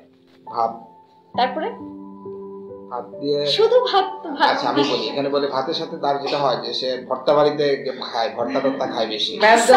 তিনটা নাম লিখছেন না না ভাজি ভর্তা ওর খুব পছন্দ, কিন্তু এটা কি দিতে স্যার প্রত্যেকটা জিনিস হয়ে যাচ্ছে স্যার, এবার আপনি যদি না ওর মানে ইয়ে নাই, মানে টেস্ট নাই যেটা বলে ভাত আর ভর্তা এটা কোন কথা হলো? বিয়ের খাবার খেতে গেলেও তার ভালো লাগে না। স্যার একটা কোশ্চেন স্যার, আপনাদের মানে ম্যারিড লাইফ কয় বছর চলতেছে? হিসাব করতে হবে 2004 আর 17 ম্যামকে কাছে দিয়ে ফেলছেন 13 বছর না দিয়ে। হ্যাঁ 13 বছর। আচ্ছা ম্যাডামের পছন্দের মুভি, খুব রিসেন্ট একটা মুভি বাংলা বাংলা এই পর্যন্ত করতেছে ইন্ডিয়ান বাংলা বাংলা বাংলা বাংলা দেখে নাও, ইন্ডিয়ান বাংলাই দেখি। ইন্ডিয়ান বাংলা কোনটা দেখি তুমি আমার সাথে? স্যার চোখে চোখে কোনো কথা বলেন না ম্যাডাম, ম্যাডাম আমার দিকে তাকান। আমি কি আরেকটা ওই যে না না বুড়ো লোকের যে ডিভোর্স হয়, ডিভোর্সের সিদ্ধান্ত নিল ওইটা একটা আছে, না না না না আর একটা হলো আর এরপরের একটা আছে একটা ডিভোর্সের নিয়ে হচ্ছে হচ্ছে স্যার বলে ফেলেন। স্যার, ওটার নাম কি প্রথমটা যেন ছিল ওটার নাম? স্যার প্রথমটা মনে হবে না স্যার, Next পরেরটাতে যান, নেক্সটটাতে যান। আচ্ছা প্রসেনজিতের যেটা হ্যাঁ নামটা প্রাক্তন ওয়াও আর ওটা আমরা একসাথে দেখছি, ওটা দেখছি ওর খুব ভালো লাগছে আমার, কিন্তু আবার ওটা না কোনো ক্লু বেশি না, একটু ক্লু দেওয়া হবে সমস্যা নেই। বেলা শেষে ম্যাডাম মুভিটা অনেক সুন্দর। আচ্ছা তো ম্যাডামের পছন্দের গিফট মানে ম্যাডাম কি গিফট কি পছন্দ গিফট করেন পেতে আপনার কাছ থেকে? আপনার কাছ থেকে কিন্তু সে আমি যেমন মানে ম্যাটেরিয়ালিস্টিক, ও কিন্তু একটু ইমোশনাল বা একটু কি বলবো হ্যাঁ ওই বিভিন্ন জিনিস পছন্দ করে, যেমন ফুল পছন্দ করে। ওয়াও স্যার হয়ে গেছে স্যার, স্যার অনার্স মার্ক কিন্তু পেয়ে গেছেন অনার্স 90% ওই তো 85 হলো না 85 হলো না না 13 বছর না, এখানে তো ব্যাপার আছে। এখানে একটু ব্যাপার আছে 13 বছর। আচ্ছা আচ্ছা এখন ম্যাডাম, ম্যাডামের প্রিয় মানুষ? প্রিয় মানুষ আগেই ছিলাম আমি, বাচ্চা হওয়ার পরে বাচ্চারা হয়ে গেছে। আমি জিজ্ঞেস করি দুইটাই স্যার boss। দুইটাই আগে ছিলাম আমি, এখন বাচ্চারা কিন্তু এখন হয়ে স্যার গেছে। পুরো 10 এই 10 এ 10 কোনো কাপলের কেউ Wow। 10 এ 10 পায়। এটা হচ্ছে মাইল ফলো, এটা আমরা হাতে দিতে এবার এটা মনে হয় আমি চ্যাম্পিয়ন হয়ে যাবো, ও আমার সাথে পারবে। এই পর্যন্ত বোধহয় না কেউ মানে কেউ 10 এ 10 কেউ পায়। এই পর্যন্ত 10 পায়নি, সবাই 6.5 7.5 এরকম করে পেয়েছে। স্যার আপনার এই যে আমি পাবো এখন। অসাধারণ স্যার অসাধারণ। আর এই পর্যন্ত কোনো ভাইয়া জিতে নাই, এইবার মনে হচ্ছে স্যার জিতে যাবে। দোয়া করো দোয়া করো। আমরা আশা করছি ড্র হোক। আমরা আশা করছি ড্র হোক, যাচ্ছি। আচ্ছা ম্যাম, তো প্রথম প্রশ্ন, স্যারের প্রিয় রং কি? নীল। কারেক্ট আনসার, একদম কারেক্ট এটা আমি আনসার। খেয়াল করছি আমাদের ক্লাস যখন নিতে আসতো তখন প্রায় সময় হচ্ছে স্যার নীল রঙের শার্ট পরে আসতো, একদম মানে নীল রঙের শার্টের প্রতি শার্ট না পরলেও মানে দেখা সবসময় তো শার্ট হয় না, কিন্তু নীলের প্রতি ওর আলাদা fascination। আমাদের যেদিন আইটেম থাকতো মোটামুটি নীল শার্ট, আমরা তো বলা বলি করতেন যে স্যার ফেভারিট কালার নীলের রং। এবং অ্যাকচুয়ালি মানে আমরা যেটা হচ্ছে যে স্যারের ফেসবুক আইডি দেখে হচ্ছে আমরা ছেলেদের মানে ছেলেরা বলে দেখছি স্যার মানে স্যার কত স্মার্ট, মানে স্যার অস্থির, এরকম মানে কমেন্ট চলতো আর কি। আচ্ছা স্যারের প্রিয় পোশাক? টি-শার্ট, লুঙ্গি। ওয়াও একদম ঠিক। জোস। একদম না এটা কারণ আছে, কারণ হলো টি শার্টটা আসলে কমফোর্টেবল, লুঙ্গিটাও বাসাতে লুঙ্গিটা আরো অবশ্যই- comfortable। বাসাতে থাকতে গিয়ে তো আমার অন্য কিছু পছন্দ হয় না। হ্যাঁ একদম। এক্স্যাক্টলি আর সো হলে আমরা থাকি আমরা হলে যারা আমরা- ঠিক আছে। হলে হলে তো অবশ্যই। হ্যাঁ হলে তো অবশ্যই। আমরা তো ফার্স্ট ইয়ারে এসে আমাদের ওই গোসল করতে গিয়ে দেখা যেত যে কোথা থেকে লুঙ্গি নাই, টয়লেট থেকে নিয়ে গেছে দুষ্টু ছেলেপেলেরা, তখন খুব মাইন্ড করতাম আসলে, কিন্তু এইটা এখন মনে হচ্ছে এনজয়। আচ্ছা স্যারের প্রিয় গান? ওটা আসলে চেঞ্জ হয়, মানে যখন যেটা শুনে তখন ওইটা শুনতে ম্যাডাম শুনতে আপনার আমাদের মুভির সাথে মিল আছে। ওই ও Recent. ও তোমার Recent. মুভির সাথে মিল আছে। রিসেন্ট ম্যাম হ্যাঁ ম্যামকে স্যার, স্যার, একটু তাকে আমাদের ওইটা ওইটা আমরা বলা অনেক হয়। দিন ধরে শুনতেছি, তুমি যাকে ভালোবাসো। ওয়াও বলে দাও। পেয়ে গেছি। না সারি বলে দিছি সারি বলে হ্যাঁ সারি এটা বলে শুনতে দিয়েছে। পাইছি, কিন্তু ও হচ্ছে রিসেন্টলি এটা ওর খুব পছন্দ। আচ্ছা প্রিয় লেখক স্যার? ও তো বই বেশি পড়ে না, হুমায়ুন আহমেদ পড়ে। ওয়াও এটাও কারেক্ট আনসার। আচ্ছা এবার প্রিয় মুহূর্ত? তো বলো না বৃহস্পতিবার রাত। না না ম্যাডাম হয়নি। আসলে মেডিকেল স্টুডেন্ট মেডিকেল স্টুডেন্ট বৃহস্পতিবার রাত পর্যন্ত এরকম আসলে হয় না, এটা বৃহস্পতিবার রাতে সবার জন্য মানে রিল্যাক্স। ইভেন রেডিও মেডিকেল হলো থার্সডে নাইট। হ্যাঁ এটা অ্যাকচুয়ালি এই প্ল্যান করে করা যায়, মানে ওই দিন হচ্ছে পোলাপান হচ্ছে ইয়া থাকবে, রিল্যাক্স সবাই উপস্থিত থাকবে এবং সবাই শুনবে। শুক্রবার দিনটা এত ভালো লাগে না যতটা না, বৃহস্পতিবার রাতটা যে কোনো চাপ থাকে না, কোনো প্রেশার নেই, এবং হচ্ছে মানে স্বস্তির একটা রাত। আচ্ছা, স্যারের প্রিয় ঘোরার জায়গা? ওর সমুদ্র পছন্দ। বাংলাদেশের ভিতরে থাকে। বাংলাদেশের ভিতরে? ইয়েস। আচ্ছা, ম্যামও কিন্তু অনার্সের দিকে এগিয়ে যাচ্ছেন। আচ্ছা, স্যারের প্রিয় খাবার? অনেক প্রিয়। হ্যাঁ, আমি তো যা রান্না করি তাই খেতে ভালো লাগে। না মানে আজকে ওর রিচ ফুড পছন্দ। রিচ ফুড পছন্দ। ম্যাম রিচ ফুডের মধ্যে জাতীয় রিচ ফুড। ওয়াও, ম্যামকে তো ক্লু দেওয়া লাগতেছে না, জাস্ট না আসলে ও রান্না করে তো জানে যে সব কিছু আসলে। স্যারের প্রিয় মুভি? স্যারের প্রিয় মুভি আপনাদের কাহিনীর সাথে একটু মিল আছে। আর হচ্ছে মানে এটা আমাদের ছোটবেলা সবারই আমাদের ছোটবেলা সবারই খুব প্রিয় মুভি, মানে इसमें छोटा है। Yes. হ্যাঁ, এইটাই তাই দেখে, এখনো দেখে। আমি এখন গান এডিটিং করার কথা বলছে না, সেটা হচ্ছে এই সিনেমারই একটা গান। কিছু সাথে একটা গান আমি নিজে এডিট হ্যাঁ, ও নিজে এডিট এত করছে। সুন্দর, ওটা কিন্তু ফুল ছিল না, ফুল গান ছিল না। কোন ভিডিওতে তুই যে ইয়াদ না মেরে কেটে দিছেন ভিডিওতে, কারণ যখন একটা সাক্ষাৎকারে ফুল গানটা রিলিজ করছে, ওটা নিয়ে এসে এটার সাথে এডিট করে জয়েন করছে, এটা আমার কাছে এখন আছে। ওয়াও, স্যার গানটা কি দিলেন? আমি আমার তো এই গুণ নেই ভাই, অন্য কিছু। ম্যাডাম ম্যামের কোনো? না, আমিও পারি না। আচ্ছা, তোমরা গাও, অসুবিধা নেই, শুরু করো। অ্যাকচুয়ালি আমি পারি।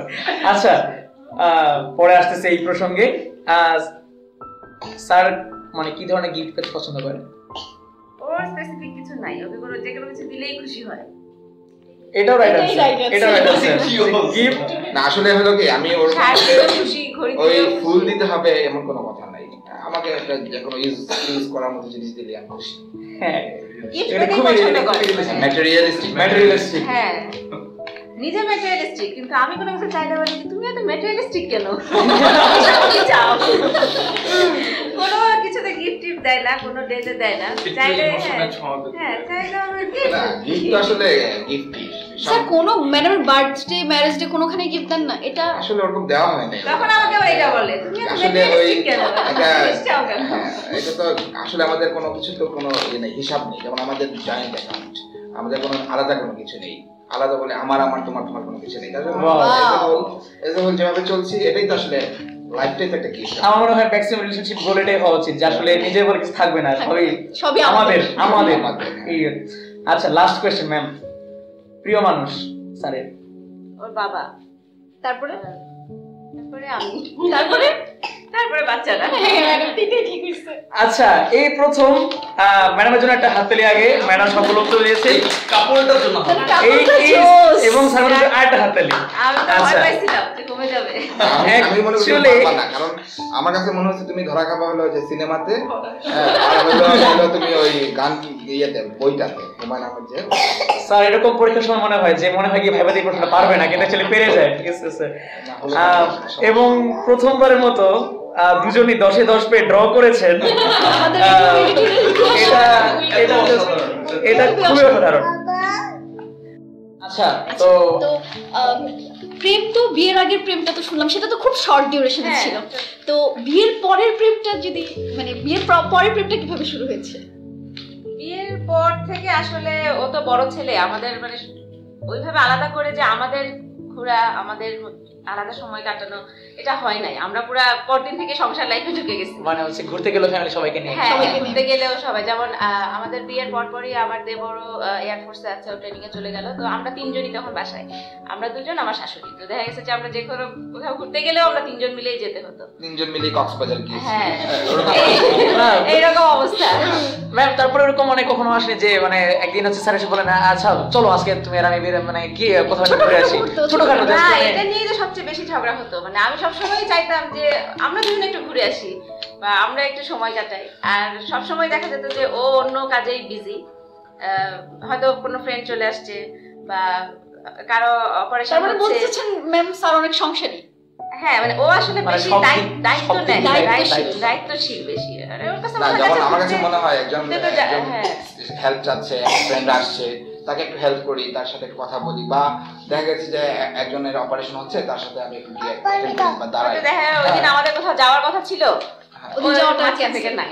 মানে স্যার অনেক দায়িত্বশীল এবং ছেলেদের আসলে এরকমই হওয়া উচিত আসলে। মানে তারপরেও মানে একটা মানে ব্যাপার দরকার যে অবশ্যই অ্যালোন মোমেন্ট, প্রাইভেসি। না, প্রথম ভ্যালেন্টাইনে মনে হয় আমার জন্য ফুল কিনে ওয়েট করছে। মানে আপনার প্রিয় ফুল কি স্যার? ফুল গোলাপ দেই। অবশ্যই গোলাপ। এই যে অ্যাকচুয়ালি এখানেও আমরা টেবিলের উপর গোলাপ দেখতে পাচ্ছি। যাই হোক, আচ্ছা ওই দিন তার আগের দিন মনে হয় আমাদের একটু রাগারাগিও হয়েছে। আমরা দুজনেই তখন অনারারি করতাম। তো আমি ওই দিন প্রথম আমাদের বিয়ের পরে যে ভ্যালেন্টাইন, আমি আর সকালবেলা এখানে আসছি, আমি ঢাকা মেডিকেলে করতাম। এরপরে ম্যাডামের সাথে আমি ম্যাডামের ক্লিনিকে চলে গেছি। সন্ধ্যা পর্যন্ত আমি ম্যাডামের সাথেই ছিলাম, যে আমি আজকে বাসায়ও যাবো না, যত রাত করে যাওয়া যায়। রাত্রেবেলা এসে দেখি যে দরজাটা খুলেই ও আমার হাতে ফুলগুলা ধরাই দিল। আচ্ছা, তো আপনাদের বিবাহিত এই জীবনটা কত বছর চলতেছে এখন? এখন আমাদের 13 বছর। 13 বছর। তো এই 13 বছরে অর্জনগুলি কি কি, সেরা অর্জনগুলি, সেরা প্রাপ্তি, মানে কি কি জিনিস মানে অ্যামিউজ হয়ে যান চিন্তা করে? আমাদের আসলে মানে সবকিছু একসাথে, তো এই জিনিসটা আমার কাছে মনে হয় যে এটা আমাদের সবচেয়ে বড় প্রাপ্তি। সবকিছুই সব মানে আমরা বলি যে আমি তোমার সহ অনেক কিছুতে সহপাঠী থেকে শুরু, তারপরে সহধর্মিনী, সহকর্মী। আমরা ইন্টারনি শেষ করার পর আমাদের বিসিএস এর প্রিলি হলো 2 সপ্তাহ পরেই মনে হয়। তো একসাথে আমাদের বিসিএস এর ঘটনাটাও খুব মজার ছিল। প্রায় সময় দেখা যায় না যে ফর্ম ফিল আপ করার পরে দুজনের সিট আলাদা আলাদা জায়গায়, সেন্টার আলাদা। আমাদের প্রিলি থেকে শুরু করে একদম ভাইবা পর্যন্ত সব সময় এক জায়গায় সিট পড়তো। ওয়াও, একই দিনে পড়াশোনাটা একসাথে করা হয়েছে। হ্যাঁ, ওই পড়াশোনা একসাথে। আমি তো বিসিএস দিবই না, ও হচ্ছে যে জোর করে আমাকে পড়তে বসাইতো, তারপরে রাত্রেবেলা দাগায় রাখতো, আমি ওটা পড়তে। আপনাদের তো দাগানোর কথা বলার সাথে সাথে আমার একটা কথা মনে হলো, তোমাদের ম্যাডাম কিন্তু এখানে বই যেগুলো পড়তো, মানে রবিন্স প্যাথোলজি থেকে শুরু করে বিভিন্ন রকমের মাইক্রোবায়োলজির বই, লাইন থেকে শুরু করে প্রত্যেকটা মেইন বই পড়তো। অদ্ভুত ব্যাপার হলো, সে সব পড়তো কিন্তু কোনোটা দাগ থাকতো না। আমার বই দাগাতে খুব কষ্ট হতো। সে দাগাতো না। এখন আমি দেখা যেত যে আমি বিসিএস এ আমি যখন পড়তে বসতাম ওর সাথে, তখন দেখি ওর বইয়ে দাগানো নাই। আমি একটা আনকমফোর্টেবল জোনে যে ও আসলে পড়লো কি পড়লো না। আর ও পড়া থাকলে আমি ওইটা জিনিসটা পড়লাম, ইজি হতো। আবার আমার দাগানো থাকলে ওর পড়া ইজি হতো। তারপর তাকে বাধ্য করলাম যে তুমি অন্তত বইটা দাগাও, দাগায় পড়ো। তাহলে আমাদের মানে তাহলে তো স্যার মানে আপনার যে বললেন যে মানে রিডিং পার্টনার থাকে মেডিকেল লাইফে, তো আপনার তো অ্যাকচুয়ালি মেডিকেল লাইফে না হলে পরবর্তীতে হলো আপনার তো রিডিং পার্টনার তো হয়ে গেছে। তারপরে আমাদের পার্ট 1 একসাথে, আমরা এফসিপিএস পার্ট 1 5 জানুয়ারিতে যখন দেই ওটাও একসাথে। তারপর চাকরিতে জয়েন করি আমরা একসাথে। পুরা যে পেরিফেরিতে থাকার যে সময়টা, সেই সময় অনেকেরই একটা বাজে এক্সপেরিয়েন্স হয় যে গ্রামে যে চাকরি করা। আমাদের ওটা খুব সুন্দর একটা সময় আমরা পার করছি, দুজন একসাথে ছিলাম। হ্যাঁ, সিলেটে ছিলাম আমরা বিশ্বনাথে। তো আমার পোস্টিং এক জায়গাতেই, 1.5 মাস আলাদা ছিলাম। তারপরে হচ্ছে একসাথে মনে হচ্ছে মানে একসাথে থাকা হচ্ছে এখন পর্যন্ত। মানে উপরওয়ালা নিজ হাতে আপনাদের জুটিটা বানায় আল্লাহর রহমতে আমরা একসাথেই আছি। এটা একটা আল্লাহর রহমত। হ্যাঁ, যেমন অনেক ব্যাচমেটদের মধ্যেও দেখা গেছে যে পোস্টিং একসাথে হয় না, বা বিসিএস আগে পরে হচ্ছে, এই কারণে একসাথে থাকা হচ্ছে না। তো এইটা আমাদের মজার ব্যাপার যে আমরা একসাথেই আল্লাহর রহমতে আছি। হ্যাঁ, এটা অবশ্যই এটা। তো অবশ্যই আমাদের 3টা বাচ্চা। জি ম্যাডাম, ওটা মানে ওদের সম্পর্কে একটু জানতে চাচ্ছি। আচ্ছা, আমরা এখানে একটু বাচ্চাদের কথাবার্তা শুনতে পাচ্ছি। হ্যাঁ, সাউন্ড যেটা হচ্ছে জাস্ট বাচ্চার গলায় কোনো সাউন্ড পেয়ে থাকলে এটা বুঝতে যে স্যারের সাথে হচ্ছে স্যারের 2 মেয়ে এখানে আছেন। তো স্যার ওদের সম্পর্কে যদি নাম, ওদেরকে কি বয়স, ওদেরকেও কি ডাক্তার? আসলে আমার 3 ছেলে মেয়ে, বড় ছেলে আর ছোট 2 মেয়ে। বড় ছেলে ক্লাস 4 এ পড়ে, মেয়ে ক্লাস 2, আর একটা ছোট মেয়ে 2.5 বছর বয়স। আসলে ওরা উদয়ন স্কুলে পড়ে। আর আল্লাহর রহমতে ওরা এখন পর্যন্ত কথা শোনে। এখন পর্যন্ত জানি না, উল্টা মানে বাচ্চাদেরকে হচ্ছে যে বাবারা কন্ট্রোল করে। এখানে মানে ঠান্ডা করে রাখে যাতে না করে। আমাদের বাসায় উল্টা হয়, বাচ্চারা চেষ্টা করে বাবা যাতে ঠান্ডা থাকে, আমার আবার ব্যাপার আছে এখানে। আমার যদি মানে মুড সুইং করে, দ্যাট মিন্স সামথিং হ্যাপেনিং, কি সেটা খিদা লাগছে। এইটা আমি বিয়ের পরে বুঝলাম না, হঠাৎ করে দেখি কোনো কারণ ছাড়া রাগারাগি করতেছে। প্রায় সময় দেখা যেত আমার ডিএমসিতে তো প্রেশার থাকে বেশি, ও বিএসএম তে ট্রেনিং শুরু করছে, বাসায় যে কোনো কারণ ছাড়া ঝগড়া। তারপরে আস্তে আস্তে বুঝলাম যে খিদা লাগছে। স্যারের ক্ষেত্রে ওই জিনিসটা খুব প্রযোজ্য যে আসলে মানুষের মানে পুরুষ মানুষের মন জয় করার জন্য আগে তার মানে স্টোমাকটা না এটা অবশ্যই না, মানে খিদে পেলে রাগ তো লাগবেই। এটাকে নেগেটিভলি দেখেন না দেখে বরং বলা যায় যে strong signal for having the meal. এখন বাসায় আসলে জন্য আমি আগে খাবার দিই, তারপরে কথা পড়ে। আচ্ছা স্যার, বাচ্চাদের ইন্ট্রোডাকশনে বড় ছেলের নাম রাইদ, তারপর রুমাইসা আর রাহমা, এই তিনজন। ওরা এখন রাইদ তাহমিদ হাসান ফুল নেম, রুমাইসা তাহসিন হাসান আর রাহমা তাসমিন হাসান। রাইদ সিলেটে জন্ম হয়েছে আর বাকি ঢাকায়। আর ওরা আসলে ওরা যেটা হতে চায় সেটা, তোমরা যেটা কোশ্চেন করছিলেন তাদেরকে ডাক্তার বানাবো কিনা, আসলে ওই যে জেনে শুনে বিষ করেছি পান, একদম ঠিক। এটা যদি হয় তাহলে অসুবিধা নেই, সে বিষ খাক। আর না হয় তাহলে তো অসুবিধা নেই। আমার কাছে মনে হয় যেটা ওদেরকে আসলে আমরা বলবো না, হ্যাঁ ওদেরকে নিজেরা যেটা পছন্দ করবে এখানে জোর করে কখনো এটা হওয়া উচিত না। কিছু না হলো এটা সবচেয়ে ভালো আনসার ছিল। কিছু না হলো আমি তো মিস করি এই যে ক্লাসের গুডি গুডি বয় বা এরকম হলে যে অনেক কিছু মিস করতে হয় জীবনের, এটাও অলরেডি মিস করেছি অনেক। হ্যাঁ এই জিনিসটা ওরা আসলে ওই জন্য ওদেরকে সবকিছুতে গান নাচ সবকিছুতে দিয়ে রাখছি যাতে এনজয় করে লাইফটাকে। হ্যাঁ স্যার, আপনার হচ্ছে আপনার বড় মেয়ে পছন্দ হচ্ছে আমাদের যে পূজার অনুষ্ঠানে একটা নাচ পারফর্ম করেছিল, আমরা এখানে ছিলাম, অসাধারণ ছিল এবং আমাদের খুবই ভালো লেগেছে নাচটা। আচ্ছা স্যার, 13 বছরের সংসার জীবন, তো ঝগড়া তো একটু একটু হয়ই।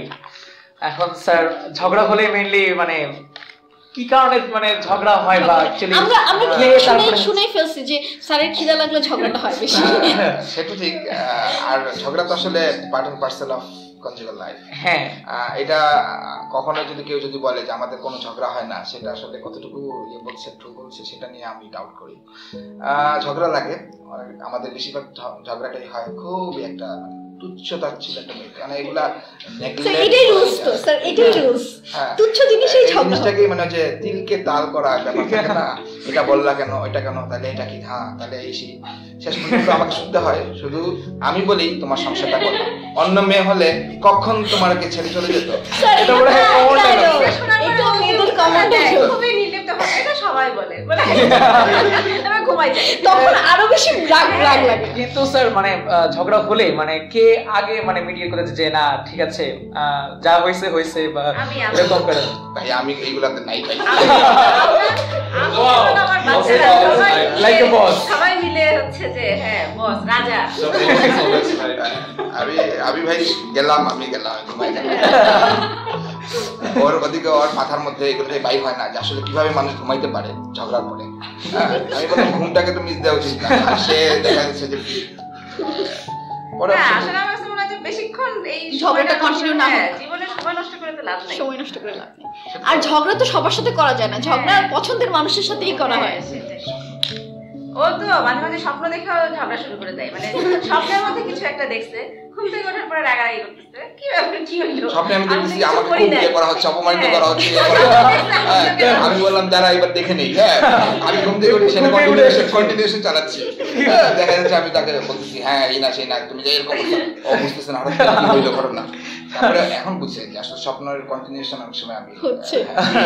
আমি আবার স্বপ্ন জিজ্ঞেস করি তোমার কি খিদে লাগছে নাকি স্বপ্ন। আচ্ছা স্যার, এরকম কি কখনো হয়েছে মানে খুব সিরিয়াস টাইপের কোনো ঝগড়া? সিরিয়াস 2-3 দিন কথা বন্ধ না 2-3 দিন এরকম হয় না কখন আসলে এত আমরা আসলে এক রাতের বেশি কথা বন্ধ করে আমার পক্ষে সম্ভব না। কত মনে হয় একবারই মনে হয় যে ডিসিশন নিছিল কর্মজীবী মহিলা হোস্টেলে যাওয়া। দিলখেতে একটা আছে না দিলখেতে আবার একদম কাছে হ্যাঁ আমি চলেই যাবো ওখানে সে শীত টাক করে নিয়ে আসছে জানা আর থাকা সম্ভব না। ঠিক করতে আবার ওকে দিয়ে গেছে চলো আবার আমি গেলাম আবার স্যারকে ডেকে কই যায় না কই যায় ঠিক মতো জায়গাটা ঠিক মতো আছে কিনা নিরাপত্তার ব্যাপার ট্যাপার আছে দেখে আসি। স্যারও আমার ঠান্ডা মাথায় একদম ঠিক আছে হ্যাঁ গিয়ে কি অবস্থা তারপরে দেখা গেল যে আসলে এটা ফিজিবল হয় না। আচ্ছা ঝগড়ার সময় মানে বাচ্চাদের উপর ইফেক্টটা কি থাকে মানে ওরা বাচ্চারা কি চুপ করে থাকে না ওরা মজা দেখে? বাচ্চারা তো আসলে মানে অত ফেস করে না, ওদেরকে অন্য রুমে পাঠানো হয় কিংবা দেখা যাচ্ছে যে তারা সামনে থাকলেও তারা চুপ করেই থাকে, কার্টুন দেখতে থাকে। তারা বুঝে গেছে অ্যাকচুয়ালি যে বাবাকে এখন শান্ত করতে হবে যেটা এরকম থাকবে না।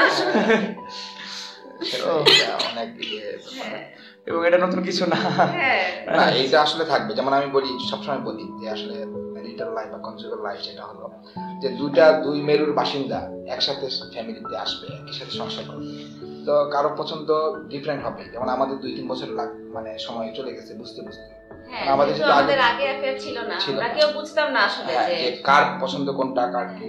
দেখা গেছে যে এরকম অবস্থা হচ্ছে যে ওর গরম লাগছে আমার ঠান্ডা লাগছে, তো এই কনজুগাল লাইফটাই হলো যে রেগুলেটরটাকে 3 তে দিয়ে দেওয়া, কারো 5 এ পছন্দ কারো 0 তে পছন্দ, মাঝখানে রাখা এই অ্যাডজাস্টমেন্ট দুই পক্ষ থেকেই করা, এটাই হলো। এটা খুব ভালো একটা উপমা ছিল। ম্যাডামের কাছে একটা কোশ্চেন করি, সেটা হচ্ছে কি যে স্যার তো সবকিছুতে আপনার সহপাঠী সহকর্মী, তারপরে স্যার আসলে কোন ফেজে স্যার সবচেয়ে ভালো, বাবা হিসেবে, হাজবেন্ড হিসেবে, নাকি সহপাঠী বন্ধু হিসেবে, নাকি মানে ফ্যামিলির একজন দায়িত্ববান ব্যক্তি হিসেবে, দায়িত্ববান বড় ছেলে হিসেবে?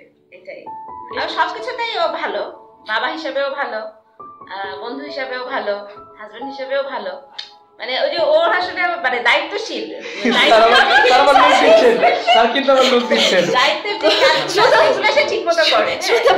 আমার আসলে এই জিনিসগুলাতে খুবই লজ্জা লাগছে এগুলা কথাবার্তা শুনে, না করলেই পারতা সবাইকে। আচ্ছা ঠিক আছে, আমি বলতে চাচ্ছিলাম আসলে যে এগুলা কিছুই না, মানুষ তো আসলে আমরা আসছি কয়েকদিনের জন্য, এই কয়েকদিন থাকবো, এই তো চলে যাচ্ছে, বয়স হয়ে যাচ্ছে, সবাই মরে যাবে, কোন সময় কি হঠাৎ করে কোনো সময় ঠিক তো যতটুকু সময় আছে একসাথে থাকার চেষ্টা করা, একটু ভালো থাকার চেষ্টা করা, আর কিছু না। ম্যাডাম কি হিসেবে আপনার দৃষ্টিতে? ও আমার কাছে যেটা মনে হয় কি, ও তার যেটা হলো সব ম্যানেজারের কোয়ালিটি, তাকে আমি যদি বলি যেমন আমার শার্ট আসলে আমি কোথায় রাখছি আমি খুঁজে পাই না, আসলে আমরা ওই প্রসঙ্গে আসতাম। হ্যাঁ, তোমার সাথে আসলে সংসার করে আমার সব জিনিস তুমি কুকি করতে পারে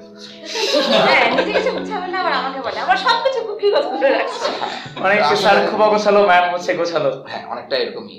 তো যেটা হলো যে আমি হোস্টেলে কিন্তু আমাদের মশারি একবার চেয়ে করে রাখতাম, সুতা কখনো আমি এটা ইয়ে করতাম। হ্যাঁ, মানে এটা আমার কাছে খুবই ইয়ে লাগতো যে এটা আবার কেমন বারবার করে। হ্যাঁ, ওটাই এটা একটা আননেসেসারি ওয়েস্টেজ অফ এনার্জি। হ্যাঁ, ওটাই। তারপর আসলে হলো যে আমার ঘুমটা খুব পছন্দ। এই জিনিসগুলো মানে ছেলেদের সাথে মিলে যাচ্ছে, ছেলেদের ভালো। একদম আমি বললাম যে ছেলেরা মোটামুটি যেটা বলবো যে ছেলেরা ওই যে বলে না যে ছেলেদের মানে স্ট্রাকচারটা ডেস্কটপ ক্লিয়ার থাকে বা রুম আগোছালো থাকে, আর মেয়েদের রুমটা হয় ডেস্কটপ। হ্যাঁ, এটা ঠিক না? হ্যাঁ, এটা ঠিক স্যার। আমাদের যে লেকচার গ্যালারিতে ম্যাডামরা যারা হচ্ছে ল্যাপটপ নিয়ে নিজস্ব তাদের ডেস্কটপে একটু আমরা লেকচার গ্যালারিতে কি করতাম, পেছনের রোতে বসতাম, পেছনের রোতে বসে আড্ডাবাজি করতাম। হ্যাঁ, পেছন থেকে দেখে বিভিন্ন রকমের সাউন্ড রকমের আসলে বিভিন্ন জিনিস এনজয় করাই বলা হয়। স্যার প্রক্সি দাও তো ছিল, আর সামনে থেকে ওরা বসে মেয়েরা করতে বিভিন্ন কালারের পেন নিয়ে নোট করা শুরু করতো। হ্যাঁ, আর হচ্ছে পরীক্ষার আগে এসে সব নোট হচ্ছে কালার পেন। স্যার যখন কাশি দিত তখন মনে এটা লেখা লাগতো স্যার কোনো কিছু মিস নেই। এই যোগটা আমাদের এখানে প্রচলিত। আর হচ্ছে যেটা হচ্ছে মানে পরীক্ষার সময় নিশ্চয়ই না এই কথাটা ঠিক না, আমাদের অনেক মেয়েরাও পিছনে বসে, যেমন আমি পিছনে ব্যাক বেঞ্চার। হ্যাঁ, এটাও ঠিক কিছু, তবে বেশিরভাগ ক্ষেত্রে এই যে মানে মেয়েরা খুব ওভার সিরিয়াস থাকে সবসময়, আসলে এটা দেখা লেকচার তোলা অবশ্য মেয়েরা মনে বেশি করে। এবং হচ্ছে আমার মনে হচ্ছে ছেলেরা বেশি এক্সাইট হচ্ছে পরীক্ষার আগে হচ্ছে তাদের লেকচার শিডিউল জোগাড় করা। ফটোকপির দোকানে তখন আর ভিড় একটা জিনিস থাকে। হলো মেয়েরা ছেলেরা কিন্তু আসলে সুপারফিশিয়ালি দেখে, মেয়েরা একটু ডিপে চলে যায় সবসময় সব ইয়েস ইয়েস এক্স্যাক্টলি স্যার, এটা হচ্ছে মানে একটা জিনিসকে তুমি যদি মানে নরমালি একটা এক্সপ্লেইন করতে পারো, ছেলেরা কিন্তু এটা ইজিলি করে, মেয়েরা এটাকে। আর তুমি স্পেশালি বিয়ে তো তোমাদের এখনো হয়নি, তো হলে তখন তোমরা বুঝবা যে যে অ্যাকশন করছে ছেলেগুলা, সেই অ্যাকশন যে তোমাদের নোটেড হচ্ছে না, এটা কিন্তু না। এবং স্যার এরকম হতে পারে যে মানে আমরা হয়তো কাজটা করে ফেলছি কিছু না ভেবেই, হ্যাঁ, বা আমরা ভাবি না যেটা হতে পারে। আমাদের মনে ধরো কোনো রকম কালিমা নাই, নাই কিংবা কোনো রকমের কোনো পেজ নাই, হ্যাঁ, একটা সুপারফিশিয়ালি একটা নরমাল। আচ্ছা আমাদের ছেলে সমাজের পক্ষ থেকে রাস্তা বলে দিছে আলটিমেট কথাটা। হ্যাঁ, এটা কিন্তু আমরা ঝগড়া যদি লাগে তখন বুঝতে পারবা মেয়েদের কতটুকু আইকিউ, মানে একদম ডেট টাইম পারসন সবকিছু স্পেসিফিক্যালি বলবে তুমি তো এই সময় এই জায়গায় এই সালে মার্চের 8 তারিখে তুমি এরকম করছিলে আমার সাথে। আচ্ছা এখানে একটু পজ দিই শ্রোতা বন্ধুরা, এখানে যে থার্ড একটা ভয়েস চলে আসছে। থার্ড না, এখানে আসলে আরেকজন উপস্থিত আছে, সে হচ্ছে কি আমাদের রেডিওর সবসময় পিছনের কাজে রেহনুমা তারান্নুম নিশি এবং শান্তনু দাস। তাছাড়াও আমাদের এডিটিং এর জন্য হেল্প করছে বিভাস বিশ্বাস এশিক এবং ফাহিম পারভেজ আহমেদ। তাছাড়াও আমাদের রেডিওতে সবকিছু মিলিয়ে যে সবচেয়ে বড় দায়িত্বটা পালন করে সে হচ্ছে আমাদের সবার পছন্দের সবার প্রিয় হাসান। এই মুহূর্তে সে একটি পার্সোনাল কাজে, বলতেছি না পার্সোনাল কাজটা কি, পার্সোনাল কাজে সে এখন বাইরে আছে। আচ্ছা, তো অ্যাকচুয়ালি রাহাত স্যার কথা শুনে শান্তনু দাস নিজেকে রেজিস্ট করতে পারে না সমগ্র প্রশাসনের পক্ষ থেকে। মানে যৌক্তিক দাবি, হ্যাঁ, যে একটা কথা হয়ে গেছে, এরপরে মানে একটা পর্যায়ে তুই আমাকে ওই দিন এটা ওভাবে এভাবে বলছিলি, কেন বলছিলি? আমি এবং শুধু এটা না, ডকুমেন্টেড একদম পুরো, তার হয় কোনো মোবাইলের এসএমএস বা কোনো কারণে কোনো স্ক্রিনশট কোনো না কোনো ভাবে কিছু না কিছু। সুতরাং আমার কাছে মনে হয় তাদের সাথে কোনো রকম মানে তর্কাতর্কি বা রিজনিং দেখানো না দেখায় চুপ করে একটা স্পোর্ট ফর্ম করতে পারলে, হ্যাঁ ঘুমাইতে গেলাম, ঠিক আছে স্পোর্ট ফর্মিং স্পোর্ট ফর্মিং না করলে তো আসলে ঝামেলা বাড়তেই থাকবে। এটা তো একজন মানুষ যদি বলতে চায় তাকে বলতে দেওয়া উচিত, নাহলে খারাপ। হ্যাঁ বন্ধুরা শুনছেন রেডিও মেরিটুনে ভ্যালেন্টাইন ডে স্পেশাল ভালোবাসা কারে কয় এপিসোড 3। আমাদের সাথে আছেন রাহাত স্যার এবং দিনা ম্যাডাম। আচ্ছা, তো স্যার এখন হচ্ছে নেক্সট প্রসঙ্গে আসি, মানে আপনাদের মোস্ট মেমোরেবল মোমেন্টস। 13 বছরের ঘটনা তো অনেক কিছু হয়, 13 বছরে অনেকগুলি সুতা জোড়া দিলে অনেক কিছু পাওয়া যাবে, কিন্তু স্পেসিফিক মানে একদম যে এখনো মানে চোখ বন্ধ করলে সেই দৃশ্যগুলো মনে পড়ে না সবার আগে, এরকম কোনো? আরে আমার মেমোরেবল মোমেন্টস হলো এত আয়োজন করে বিয়ে করতে যাওয়া। হ্যাঁ, ওই আয়োজনটা শুনতে চাচ্ছি। আমি ছিলাম আসলে ওখানে মেইন অর্গানাইজার, যে বিয়ে করতে যাচ্ছে এবং একসাথে অর্গানাইজ করছে। হ্যাঁ অবশ্যই, আমার বাবা 5th ইয়ারে থাকতেই মারা যান, তারপর আমি তো ফ্যামিলির মোটামুটি বড় ছেলে। আমার আম্মা একটু সহজ টাইপের মানুষ, উনি অত বেশ বুঝতেন না কোনো কিছু। তো ইকোনমিক যতগুলা সাপোর্ট বলেন বা অনেক সাপোর্ট বা অনেক কিছুই ম্যানেজ করা, সেটা আমার দায়িত্ব ছিল। তো আমি দেখা যাচ্ছে আমার শ্বশুরের সাথে কমিউনিকেট করছি যে আপনারা কোথায় যাব, কোন জায়গায় যাব। আমার আম্মাকে একটু ভদ্রতা সহকারে কথা বলার জন্য একটু দিয়ে তারপর বাকিটা আমি শেষ করতাম। আমি কাবিন ঠিক করতেছি, আমি কাজীটাও কি আপনি ঠিক করছিলেন? আমার কাজীটা আসলে আমার কাজিনকে বলছি যে নিয়ে আসতে, আর ওর কত কাজী ইয়ে ছিল, মানে ওরকম ওটাই ছিল, ওভাবে ঠিক করানো হয়েছিল। আর যেটা ভিডিও রেকর্ডিং হবে, কিভাবে ফটো শুট হবে, কোথায় কোন সেন্টার বুকিং দেওয়ার সবকিছু আমার। ইভেন ঢাকায় এসে ওরা দেখা যাবে যে সিলেট থেকে ঢাকায় আত্মীয়স্বজন আসবে, তারপরে আমরা রওনা দিব বগুড়ার উদ্দেশ্যে। আমরা ঢাকায় থাকতাম, তো এখন সিলেট থেকে যখন আসতো ঢাকায়, তো কোথায় থাকবে, হোটেল একটা অ্যারেঞ্জ করা, সবকিছু আমার করতে হচ্ছে। আমার ফ্রেন্ডরা অনেক হেল্প করছে আমাদের। আমার ফ্রেন্ডদেরকে একজনকে পাঠাইছি যে বাংলাদেশ ব্যাংকে যা গিয়ে কয়েন নিয়ে আয় কিছু, কারণ গেট যখন ধরবে কয়েনগুলো আনতে হবে। ভালো বুদ্ধি। আমি এখানে একটা কথা বলি, আমার বড় মামার বিয়েতে এরকম গেট ধরা হয়েছিল। তো আমার বাবা এবং আমার খালু, তারা ছিল ভীষণ মানে দুষ্ট প্রকৃতির। তারা বিশাল একটা বক্সে করে কয়েন দিয়ে। তো তারা মানে ওই আমলে 5,000 টাকা ধরছিল। তো পুরো বক্সটা দিয়ে হ্যাঁ এখানে আসছে আপনারা গুনে নেন। তো ওটা নেওয়ার সাথে সাথে গেটটা তো মানে তারা এটা ছেড়ে দিচ্ছে, সাথে সাথে তারা ঢুকে গেছে। সেটাই, মানে এই জিনিসগুলো কিন্তু আসলে অনেক মিস করছে। এখন কিন্তু ওরকম জিনিস না, আগে থেকেই ফিক্সড হয়ে যায়, এই দিয়ে দেওয়া হয়েছে, খুব মজা কমে গেছে। আচ্ছা ম্যাডাম, আপনি এরকম কিছু ফেস করেন যেমন হচ্ছে কি বিয়ের পরে যে রুমে ঢোকা, মানে ছেলের বাড়িতে এসে রুমে ঢোকায় একটা গেট ধরে ছেলেরা? না, আমাদের তো আসলে কিছু হয় না ওই রাতে, মানে আমাদের ওই রাতে তো আমরা আসি নাই। মানে সান্তাহার থেকে, মানে সিলেট থেকে বরযাত্রী ঢাকায় আসছে, আবার পরদিন সকালেই ঢাকা থেকে সান্তাহার পর্যন্ত জার্নি করে গেছে। তো ওই রাতে আমরা আমাদের বাসাতেই ছিলাম, এই জন্য ওই রাতে আর কিছু এরকম কোনো ঘটনা ঘটে নাই। পরদিন আমরা আবার ঢাকায় আসছি। তো ঢাকায় আসার পরেও বরযাত্রীরা টায়ার্ড না, ফ্রেন্ডরাও আসলে ধরে নাই, সবাই জার্নি করে আসলে টায়ার্ড। ভালো ছিল সব, ধরলে তো আবার ঝামেলা। আচ্ছা, তাহলে এখানে হচ্ছে স্যারের মেমোরেবল ঘটনা হচ্ছে নিজের বিয়ে নিজে অ্যারেঞ্জ করা। আর ম্যাম আপনার কোনো মেমোরেবল মানে যে মানে খুব মানে মনে একদম দাগ কেটে গেছে? আমার মনে হয় আমাদের পার্ট 1 যেদিন ওইটা আমার কাছে খুব মানে মজা লাগছে। আমরা ওই দিন মানে আমাদের তো বিয়ে হয়েছে মে মাসে, আর ইন্টারভিউ শেষ হলো কবে? সেপ্টেম্বরে বা আগস্টে শেষ হয়েছে। তো এরপরে আমরা চিন্তা করলাম যে আমরা তো বিয়ের সময় ইন্টারনেটে ফেরত আসতে হবে, তো আমরা ঘুরতে গেলাম। আসলে দুই পক্ষের মধ্যে আসলে অত যোগাযোগটা আগে হয় নাই, যেহেতু এত লম্বা ডিস্টেন্স। তো আমার শাশুড়িকে নিয়ে আমরা গেলাম যে আমাদের সমস্ত আত্মীয় স্বজনের বাসা আমরা ঘুরবো, আবার আমাকে নিয়ে ও আসলো সিলেটে চিটাগাঙে যে ওর আত্মীয় স্বজন সবার সাথে দেখা করবো। মোটামুটি আমরা 2 মাসের একটা ট্যুর দিলাম সারা বাংলাদেশ। আসছি যে আমরা তো পার্ট 1 দিব না, এর মধ্যে সবাই বই খাতা নিয়ে হোস্টেলে বসে গেছে পার্ট 1 এর পড়া করতে। আমরা খুব নিশ্চিন্ত মনে বসে আছি। প্রতিদিন বিকালবেলা আমাদের কোনো না কোনো বন্ধু বান্ধব হোস্টেল থেকে যাইতো, আমাদেরকে ঘুম থেকে তুলে হিসাব করতো যে আমরা পার্ট 1 কত পেতে পারি আমরা যদি বসি পড়াশোনা না করে। 90 নিচে নামেই না নাম হিসাব করতে করতে ওরা চা খাইতো, তারপরে আমি রাত্রেবেলা রান্না করতাম, খাওয়া দাওয়া করতো এইভাবে। তারপরে ওরা জোর করে আমাদের আপনাদের জায়গা প্লেসটা হয়ে গেছিল একটা আড্ডার জায়গা। হ্যাঁ,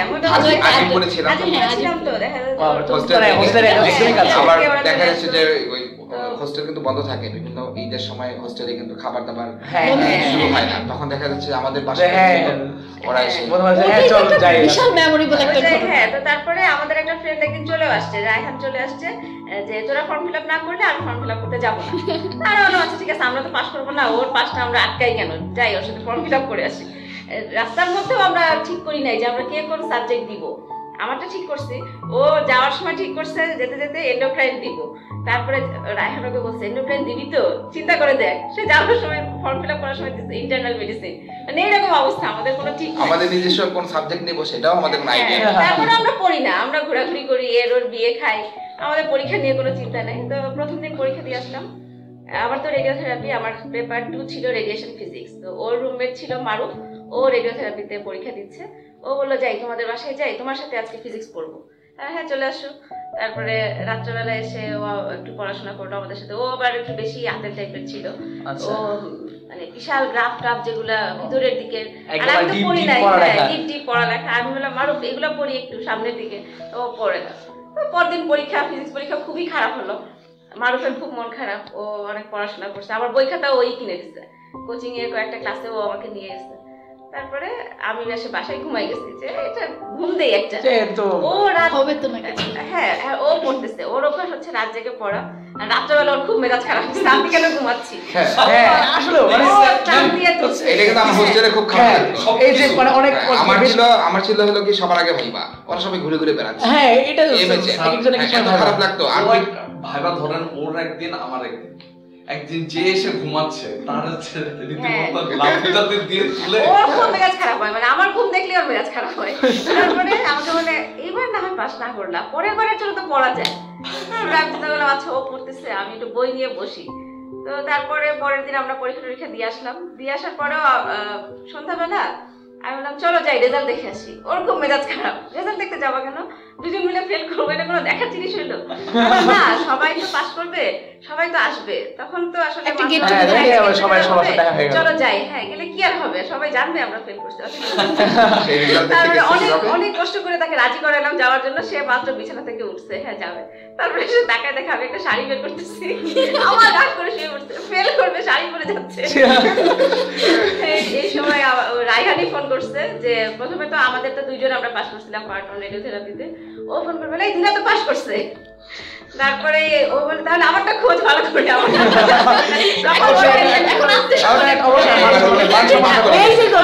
খুশি হয়েছে যে না দিনা পাস করছে। তারপরে নিজেরটা দেখা গেল যে না ও এই জিনিসটা কিন্তু আমার নাই, না মেইল ইগোটা আসলে নাই। মানে ওই সময় ওর একটু টেনশন শুরু হয়েছে যে না তাহলে মনে হয় পাস করতে পারি। তো যাই হোক তারপরে ও আবার ফোন করে বললো হ্যাঁ তুইও পাস করছিস। তারপরে আমি বললাম এখন কি শাড়ি পরবো? হ্যাঁ সমস্যা নেই। ওই দিনটা আসলে খুব মজা লাগছে আমার। আচ্ছা ম্যাডাম, আপনারা বলতেছিলেন যে আপনাদের ছোটবেলার কিছু কাজ দুজনে একই রকম করছেন, প্লাস মেন্টালিটিও কিছু আপনাদের মিলে যায়। ওই ছোটবেলার ওই কাজগুলি, ওই ছোটবেলায় আমরা ওই যে আমাদের সময় তো যে ভিসিপি ভিসিআর এগুলো ছিল, ওগুলাতে আর যে ক্যাসেট নিয়ে এসে আমরা সিনেমা দেখতাম। তো তখনকার ক্রেজ ছিল সেটা। হ্যাঁ, তো ওরকম দেখা যেত যে আব্বা মাঝে মাঝে ক্যাসেট নিয়ে আসতো, তা আমি একটা খাতার মধ্যে লিখে রাখতাম এত তারিখ এই সিনেমা দেখলাম, হ্যাঁ এটা লিখতাম। তো ওই খাতা অনেকদিন আমার দাদি খুব যত্ন করে রেখে দিতে। পরে তো আমি আর ওটা মনেও নাই আমার। পরে হঠাৎ করে একদিন ও গল্প করতেছে আমার শাশুড়ির সাথে, আমার সাথেও না, যে আম্মা মনে আছে আমরা এইগুলো সিনেমা দেখতাম। তখন আমার শাশুড়ি বলতেছে হ্যাঁ তুমি তো আবার লিখেও রাখতাম। তখন আমি দেখলাম যে ও ঠিক একইভাবে ডেট দিয়ে কি সিনেমা দেখলো সেটা লিখে রাখতাম। আমি ছিল যে না দেখতাম তেজাব বাদশা এগুলো লেখা থাকতো, তারিখ থাকতো, এরকম থাকতো, প্রত্যেকটা একটা চার্ট আকারে থাকতো, এত সুন্দর থাকতো যে ব্যাপার ছিল। আমাদের বাসায় কিন্তু আব্বা হিন্দি ছবি পছন্দ করতো না, সবসময় একটা বাংলা পরিবেশ নিয়ে যেত। আব্বা আসার আগে আমরা হিন্দি ছবি দেখে করতাম কি মানে না ওই ফ্যান ছেড়ে দিতাম, ফ্যান দিয়ে আব্বা এসে আমরা চেক করি যে কোনো কিছু চলছে কিনা। বিশাল অবস্থা। আম্মা আমি আমার ছোট ভাই সবাই মিলে এগুলো দেখে দেখে রেখে থাকতাম। তো ওই স্মৃতিগুলো আসলে খুবই মজার ছিল আসলে এই সময়কার। মানে অ্যাকচুয়ালি খুব ভালো, মানে ভালো লাগার ব্যাপারটা তৈরি হয়েছে যে মানে এই জিনিসটা তো আসলে আনকমন একটা, আর কেউ করে না অ্যাকচুয়ালি এই ছবি দেখে লিখে রাখা সবগুলো টাইপের। আচ্ছা আপনারা মানে স্যার ম্যাডাম আপনারা কেউ এক্সট্রা কারিকুলার গান নাচ কবিতা? আমরা আসলে কিছুই করতাম না, আমি শুধু বই পড়তাম, এছাড়া আমাদের কোনো এক্সট্রা কারিকুলার অ্যাক্টিভিটি। স্যার বলতেছিলেন ম্যাডাম আপনি অনেক ভালো কবিতা আবৃত্তি না না এটা একদিন শুনে শুনাইছি। আসলে হচ্ছে কি জিনিসটা ওর মানে ক্যাপাসিটি আছে, ও শুনাইছে ভালো, আমার কাছে ভালো লাগছিল ওটা। সে তারপরে আর কাউকে শুনাইতে চায় না, এখন স্যারের জন্য ডেডিকেট করে শুনাই দেন ম্যাডাম। না না স্যার কিছু নাকি মেনশন করছেন আপনি, মানে উনি শেষের কবিতার নামটা বলছেন। শেষের কবিতা, শেষের কবিতা, হ্যাঁ শেষের কবিতা না, শেষের কবিতার ওই যে শেষের যে কবিতাটা সেই কবিতার কয়েকটা লাইন একদিন ম্যাডাম কয়েকটা লাইন, ওই কয়টা লাইন? কোনদিন কর্মহীন পূর্ণ অবকাশে বসন্ত বাতাসে অতীতের তীর হতে যে রাত্রে বহিবে দীর্ঘশ্বাস, ঝরা বকুলের কান্না ব্যথিবে আকাশ, সেই ক্ষণে খুঁজে দেখো কিছু মোর পিছে রহিল তোমার প্রাণের প্রান্তে বিস্মৃতি প্রদর্শে, হয়তো সে দেবে জ্যোতি, হয়তো ধরিবে কভু নামহারা স্বপ্নের মূরতি, তবু সে তো স্বপ্ন নয়, সবচেয়ে সত্য মোর সেই মৃত্যুঞ্জয়, সে আমার প্রেম, তারে আমি রাখিয়া এলেন অপরিবর্তন অর্ঘ্য তোমার উদ্দেশ্যে, পরিবর্তনের স্রোতে আমি যাই ভেসে কালের যাত্রা, হে বন্ধু বিদায়। ওয়াও, অসাধারণ অসাধারণ না এটা সুন্দর না, কবিতাটা তোমার কবিতাটা মনে রাখো এটা ছোটবেলার মুখস্থ আর কি। ও কিন্তু ওরকম ছিল, ছোটবেলায় বই পড়তো এবং যেটা পড়া হয়ে যেত সেটা ছিঁড়ে ফেলে দিত। এটা কি সিরিয়াসলি মানে এটা কি সত্যি আসলে? হ্যাঁ এটা অনেক ছোটবেলায় যখন আমি স্কুলেও ভর্তি হই না, এটা আব্বা আম্মার কাছে শোনা যে পড়ে টোরে আমি জানলাতে ফেলে দিতাম, ওটা পড়া শেষ। ওয়াও। আচ্ছা এখন অনুষ্ঠানে আমরা একদম শেষের মোটামুটি শেষ করে চলে এসেছি। তো আমরা প্রতি এপিসোড যেটা করি সেটা হচ্ছে যে মানে একজন আরেকজনকে কিছু বলবেন, এমন কিছু কথা যেটা এই 13 বছরে বা তার আগে কখনোই বলা হয় নাই, বলা হয়ে ওঠে নাই, রেডিওর মাধ্যমে যদি সেটা বলে দেন আপনারা, দুজনের কাছ থেকে শোনা হবে যে কোনো কথা। আমি আসলে আমার সবকিছুর জন্য ওর কাছে খুব কৃতজ্ঞ, মানে আমাকে সবকিছু ঠেলে ঠেলে করানোর দায়িত্ব ওর। আমি পরীক্ষা দেওয়া থেকে শুরু করে আমার সবগুলো পরীক্ষায় মোটামুটি জোর করে ফর্ম ফিল আপ করানো। আর একটু আগে ও বলছিল যে ওর মেল ইগোটা নাই, মানে আমি ওর আগে পাশ করলাম, আমার প্রমোশন হলো, এটা নিয়ে ওর কোনো মাথা ব্যথা নাই, ও সবাইকে সবাইকে দিয়ে যেটাই আগে বলে। এটা পাওয়া খুবই রেয়ার। এই মেন্টালিটিটা আমি দেখছি যে অনেক উচ্চশিক্ষিত ছেলের মাঝখানেও থাকে না, মানে থাকে না। মেনে নেওয়াটা খুব কঠিন। মেনে নেয় না, হ্যাঁ, actually এটা- মেনে নেয় না, মানে যখন আমি পাস করে গেলাম ও করে নাই, তখন ও সবাইকে এই কথা বলতো। তো নেক্সট কোশ্চেনে যে ওর কাছে আসবে যে তোমার কি খবর, এটাও চিন্তা করতো না। এবং দেখা গেছে যে অন্যরাই আমাদেরকে নিয়ে বেশি চিন্তিত যে ওর কি হচ্ছে বাসায়। এরকম এই জিনিসটা নাই। তো আমার সবকিছুর মানে একটা সিংহভাগ অবদান ওর, আমার বিয়ের পরের অংশ যেটুকু সেটা। তো এই সবকিছুর জন্য আমি অনেক কৃতজ্ঞ। আমি আসলে আর সব সময় যেটুকু ঝগড়া সব ওর সাথে থাকার জন্যই, মানে ওর সাথে কিছু সময় কাটানোর জন্যই সব সময় ঝগড়াগুলো হতো। এই জন্যই হচ্ছে যে পাশে থাকো। তালি হবে নাকি? তালি হবে না? এখন স্যার আপনার আসলে আমি এত গোছায় কথা বলতে পারি না আসলে। স্যার গোছায় বলার দরকার নেই, যা মাথায় আসে। না, আমি যে আজকে এই পজিশনে আসছি এটা কিন্তু আমি নিজে একা আসিনি। অবশ্যই আমার সাথে আমার মিসেস, আমার বন্ধু অবশ্যই সে সাথে ছিল সবসময়। শুধুমাত্র মেন্টাল সাপোর্ট না, আসলে সে ফাইন্যান্সিয়াল সাপোর্ট থেকে শুরু করে আমি যে এত বড় একটা স্ট্রেসফুল সিচুয়েশন পার করছি ইভেন আমি যে এখন ডিসিশন বা টেকনোলজিতে তার কাছে অনেক কিছু শেখার আছে, অনেক অনেক অনেক অবদান। তো আসলে এরকম ভাবে পাশে থাকবা, এটাই আমার আসলে চাওয়া। আমার নিজের স্বার্থেই আমার তোমাকে দরকার,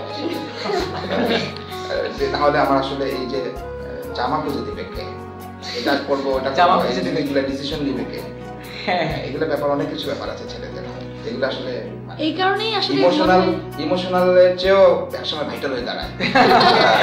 দেখা যাচ্ছে যে আমি ইমোশনালি আমি অ্যাটাচড, না থাকলে খুব খারাপ লাগবে, কোথাও গেলে খারাপ লাগবে, কিন্তু আল্লাহ এখন যে এই কাজটা করবো এটা কোথায় রাখা হয়েছে, এই ওই জিনিসটা কোথায় রাখা হয়েছে, ইস আবার ফোন লাগাও, এই জিনিসগুলো ডিপেন্ডেন্সি, এটাকে বলে ডিপেন্ডেন্সি। ঠিকই আছে, এই জন্য মনে হয় মানে ওয়াইফকে অর্ধাঙ্গিনী বলা হয়। হ্যাঁ, আরো আসলে অর্ধাঙ্গিনী না, বেটার হাফ, বেটার হাফ, আসলে যারা আরো অ্যাপ্রোপ্রিয়েট হবে। আচ্ছা, এখন আমার কাছে মনে হয় যে কতদিন আল্লাহ রাখছে ঠিক মতো, দোয়া করি এটা আশা করি থাকবে। আশা করি স্যার, অবশ্যই আশা করো, আশাই তো আমাদের বাঁচিয়ে রাখছে। হ্যাঁ অবশ্যই স্যার। আমরা একদম অনুষ্ঠানের শেষ পর্যায়ে চলে আসছি। তো অনুষ্ঠানটার পুরোটা শুনে থাকলে শ্রোতাগণ আপনারা শুনে থাকবেন যে রুমাইসা ও হচ্ছে কি অনেক ভালো গান গায়। তো আমরা এটার লাস্ট ওর গলায় একটা গান শুনে শেষ করতে যাচ্ছি। আচ্ছা, গান শুরু করার আগে আবার হচ্ছে আমরা ফর্মাল পরিচয়টা আবার দিয়ে দিই। হ্যাঁ, আর হচ্ছে এতক্ষণ আমাদের সাথে ছিলেন হচ্ছে ডক্টর মাহমুদুল হাসান রাহাত বা ডিএমসি ব্যাচ K55। উনি হচ্ছেন আমাদের ডিএমসির ফিজিওলজি ডিপার্টমেন্টের হচ্ছে লেকচারার, এবং আমার সাথে ছিলেন হচ্ছে ডক্টর রুকসানা রব্বানী দিনা, উনিও ডিএমসি ব্যাচ K55, উনি ঢাকা মেডিকেল কলেজের রেডিওথেরাপি বিভাগের সহকারী অধ্যাপক। আচ্ছা, তো ক্রেডিটগুলো আর আমাদের এই রেডিও মেডিটিউন এটা চালানোতে অনেকেই অনেকভাবে সাহায্য করেছেন, তো তাদেরকে কিছু ক্রেডিট দিতে চাই। যেমন আমাদের টেকনোলজিটা দেখছে আমাদের ব্যাচমেট দুজন ফ্রেন্ড, বিহার বিশ্বাস এশিক এবং ফাহিম পারভেজ আহমেদ, এবং এটা সব কিছু নিয়ন্ত্রণ করছে প্রিয়ক হাসান। আর আমাদের সাথে আজকে হোল টাইম ছিল রেনুমা তারানুম নিশি এবং শান্তনু দাস। তাছাড়াও বিভিন্ন সময়ে আমাদের রেডিওর বিভিন্ন রেকর্ডিং প্লাস লাইভ শো করার জন্য মেডিসিন ক্লাব তাদের রুমটা আমাদেরকে মাঝে মাঝে দেয়। তো মেডিসিন ক্লাবকে এই জন্য ধন্যবাদ। তো সবাইকে শেষে একটি ধন্যবাদ দিচ্ছি, এবং আমরা স্যারের মতো করে বলতে যাচ্ছি যে আমরা আশা করছি স্যার আপনাদের এই ম্যারিড লাইফ হচ্ছে আরো অনেক দিন চলুক, আপনার কাছে আরো স্টোরি শুনবো, আরো আপনাদের সাথে আরো মানে কথা বলছি, আপনি আপনার ঢাকা মেডিকেল কলেজ থাকুন, আমরা চাচ্ছি। আচ্ছা, আর আমাদের শেষ পর্যন্ত আমাদের রেডিও মেডিটিউনে থাকতে পেরে মানে আপনাদের কেমন লাগলো? এই প্রোগ্রামটা করে আপনাদের কেমন লাগলো? অসাম, আসলে এটা এক্সিলেন্ট একটা উদ্যোগ। এটা আসলে আমি চিন্তা করিনি যে এই পর্যায়ে আসলে তোমরা নিয়ে যাবা আর কি। আমি আসলে খুবই এমবারাস ফিল করি। শ্রোতাগণ, স্যার কিন্তু আমাদেরকে দিতেই চায় না ইন্টারভিউটা, অনেক হাতে পায়ে ধরে স্যারকে রাজি করানো হয়েছে। কিন্তু স্যার মানে স্যার তো মুখে কোনো কথা বলতে চায় না। আমার আসলে পেটে খিদা মুখে লাজ, স্যার এটা ঠিক। আমি বলতে 4 বছর 4.5 বছর লেগে গেছে। আচ্ছা আপনার মানে স্যার ম্যাডাম দুজনের কাছে আপনারা কতখানি নস্টালজিক হলেন মানে আজকের এই যে আসলে এটা একসাথে বসে মনে হয় এইভাবে আমরা কখনো ডিসকাশন করি না। তো আজকে যেভাবে একটা একদম পুরো লাইফ হিস্ট্রি মোটামুটি বলা যায়, হ্যাঁ স্টুডেন্ট লাইফ মোটামুটি কভার হয়ে গেছে। ডিএমসি আমাদের স্মৃতি, ডিএমসি আমাদের ভালোবাসা, আমরা সবাইকে নিয়েই চলতে চাই। অনেক ধন্যবাদ স্যারকে। স্যার এখন আছে তাহলে আমরা লাস্ট এখন শেষ রুমাই স্যার করছি গলায় গান। গানটা শুনবো। প্রতিদিন তোমায় দেখি সূর্য লাগে, প্রতিদিন তোমার কথা হৃদয় জাগে। ও আমার দেশ, ও আমার বাংলাদেশ, ও আমার দেশ, ও আমার বাংলাদেশ। নদীর ধারায় পাখির গানে নতুন স্বপ্নের ছবি আনে, নদীর ধারায় পাখির গানে নতুন স্বপ্নের ছবি আনে। প্রতি প্রাণে প্রেরণার শিহর লাগে, প্রতিদিন তোমায় দেখি সূর্য রাগে, প্রতিদিন তোমার কথা হৃদয় জাগে।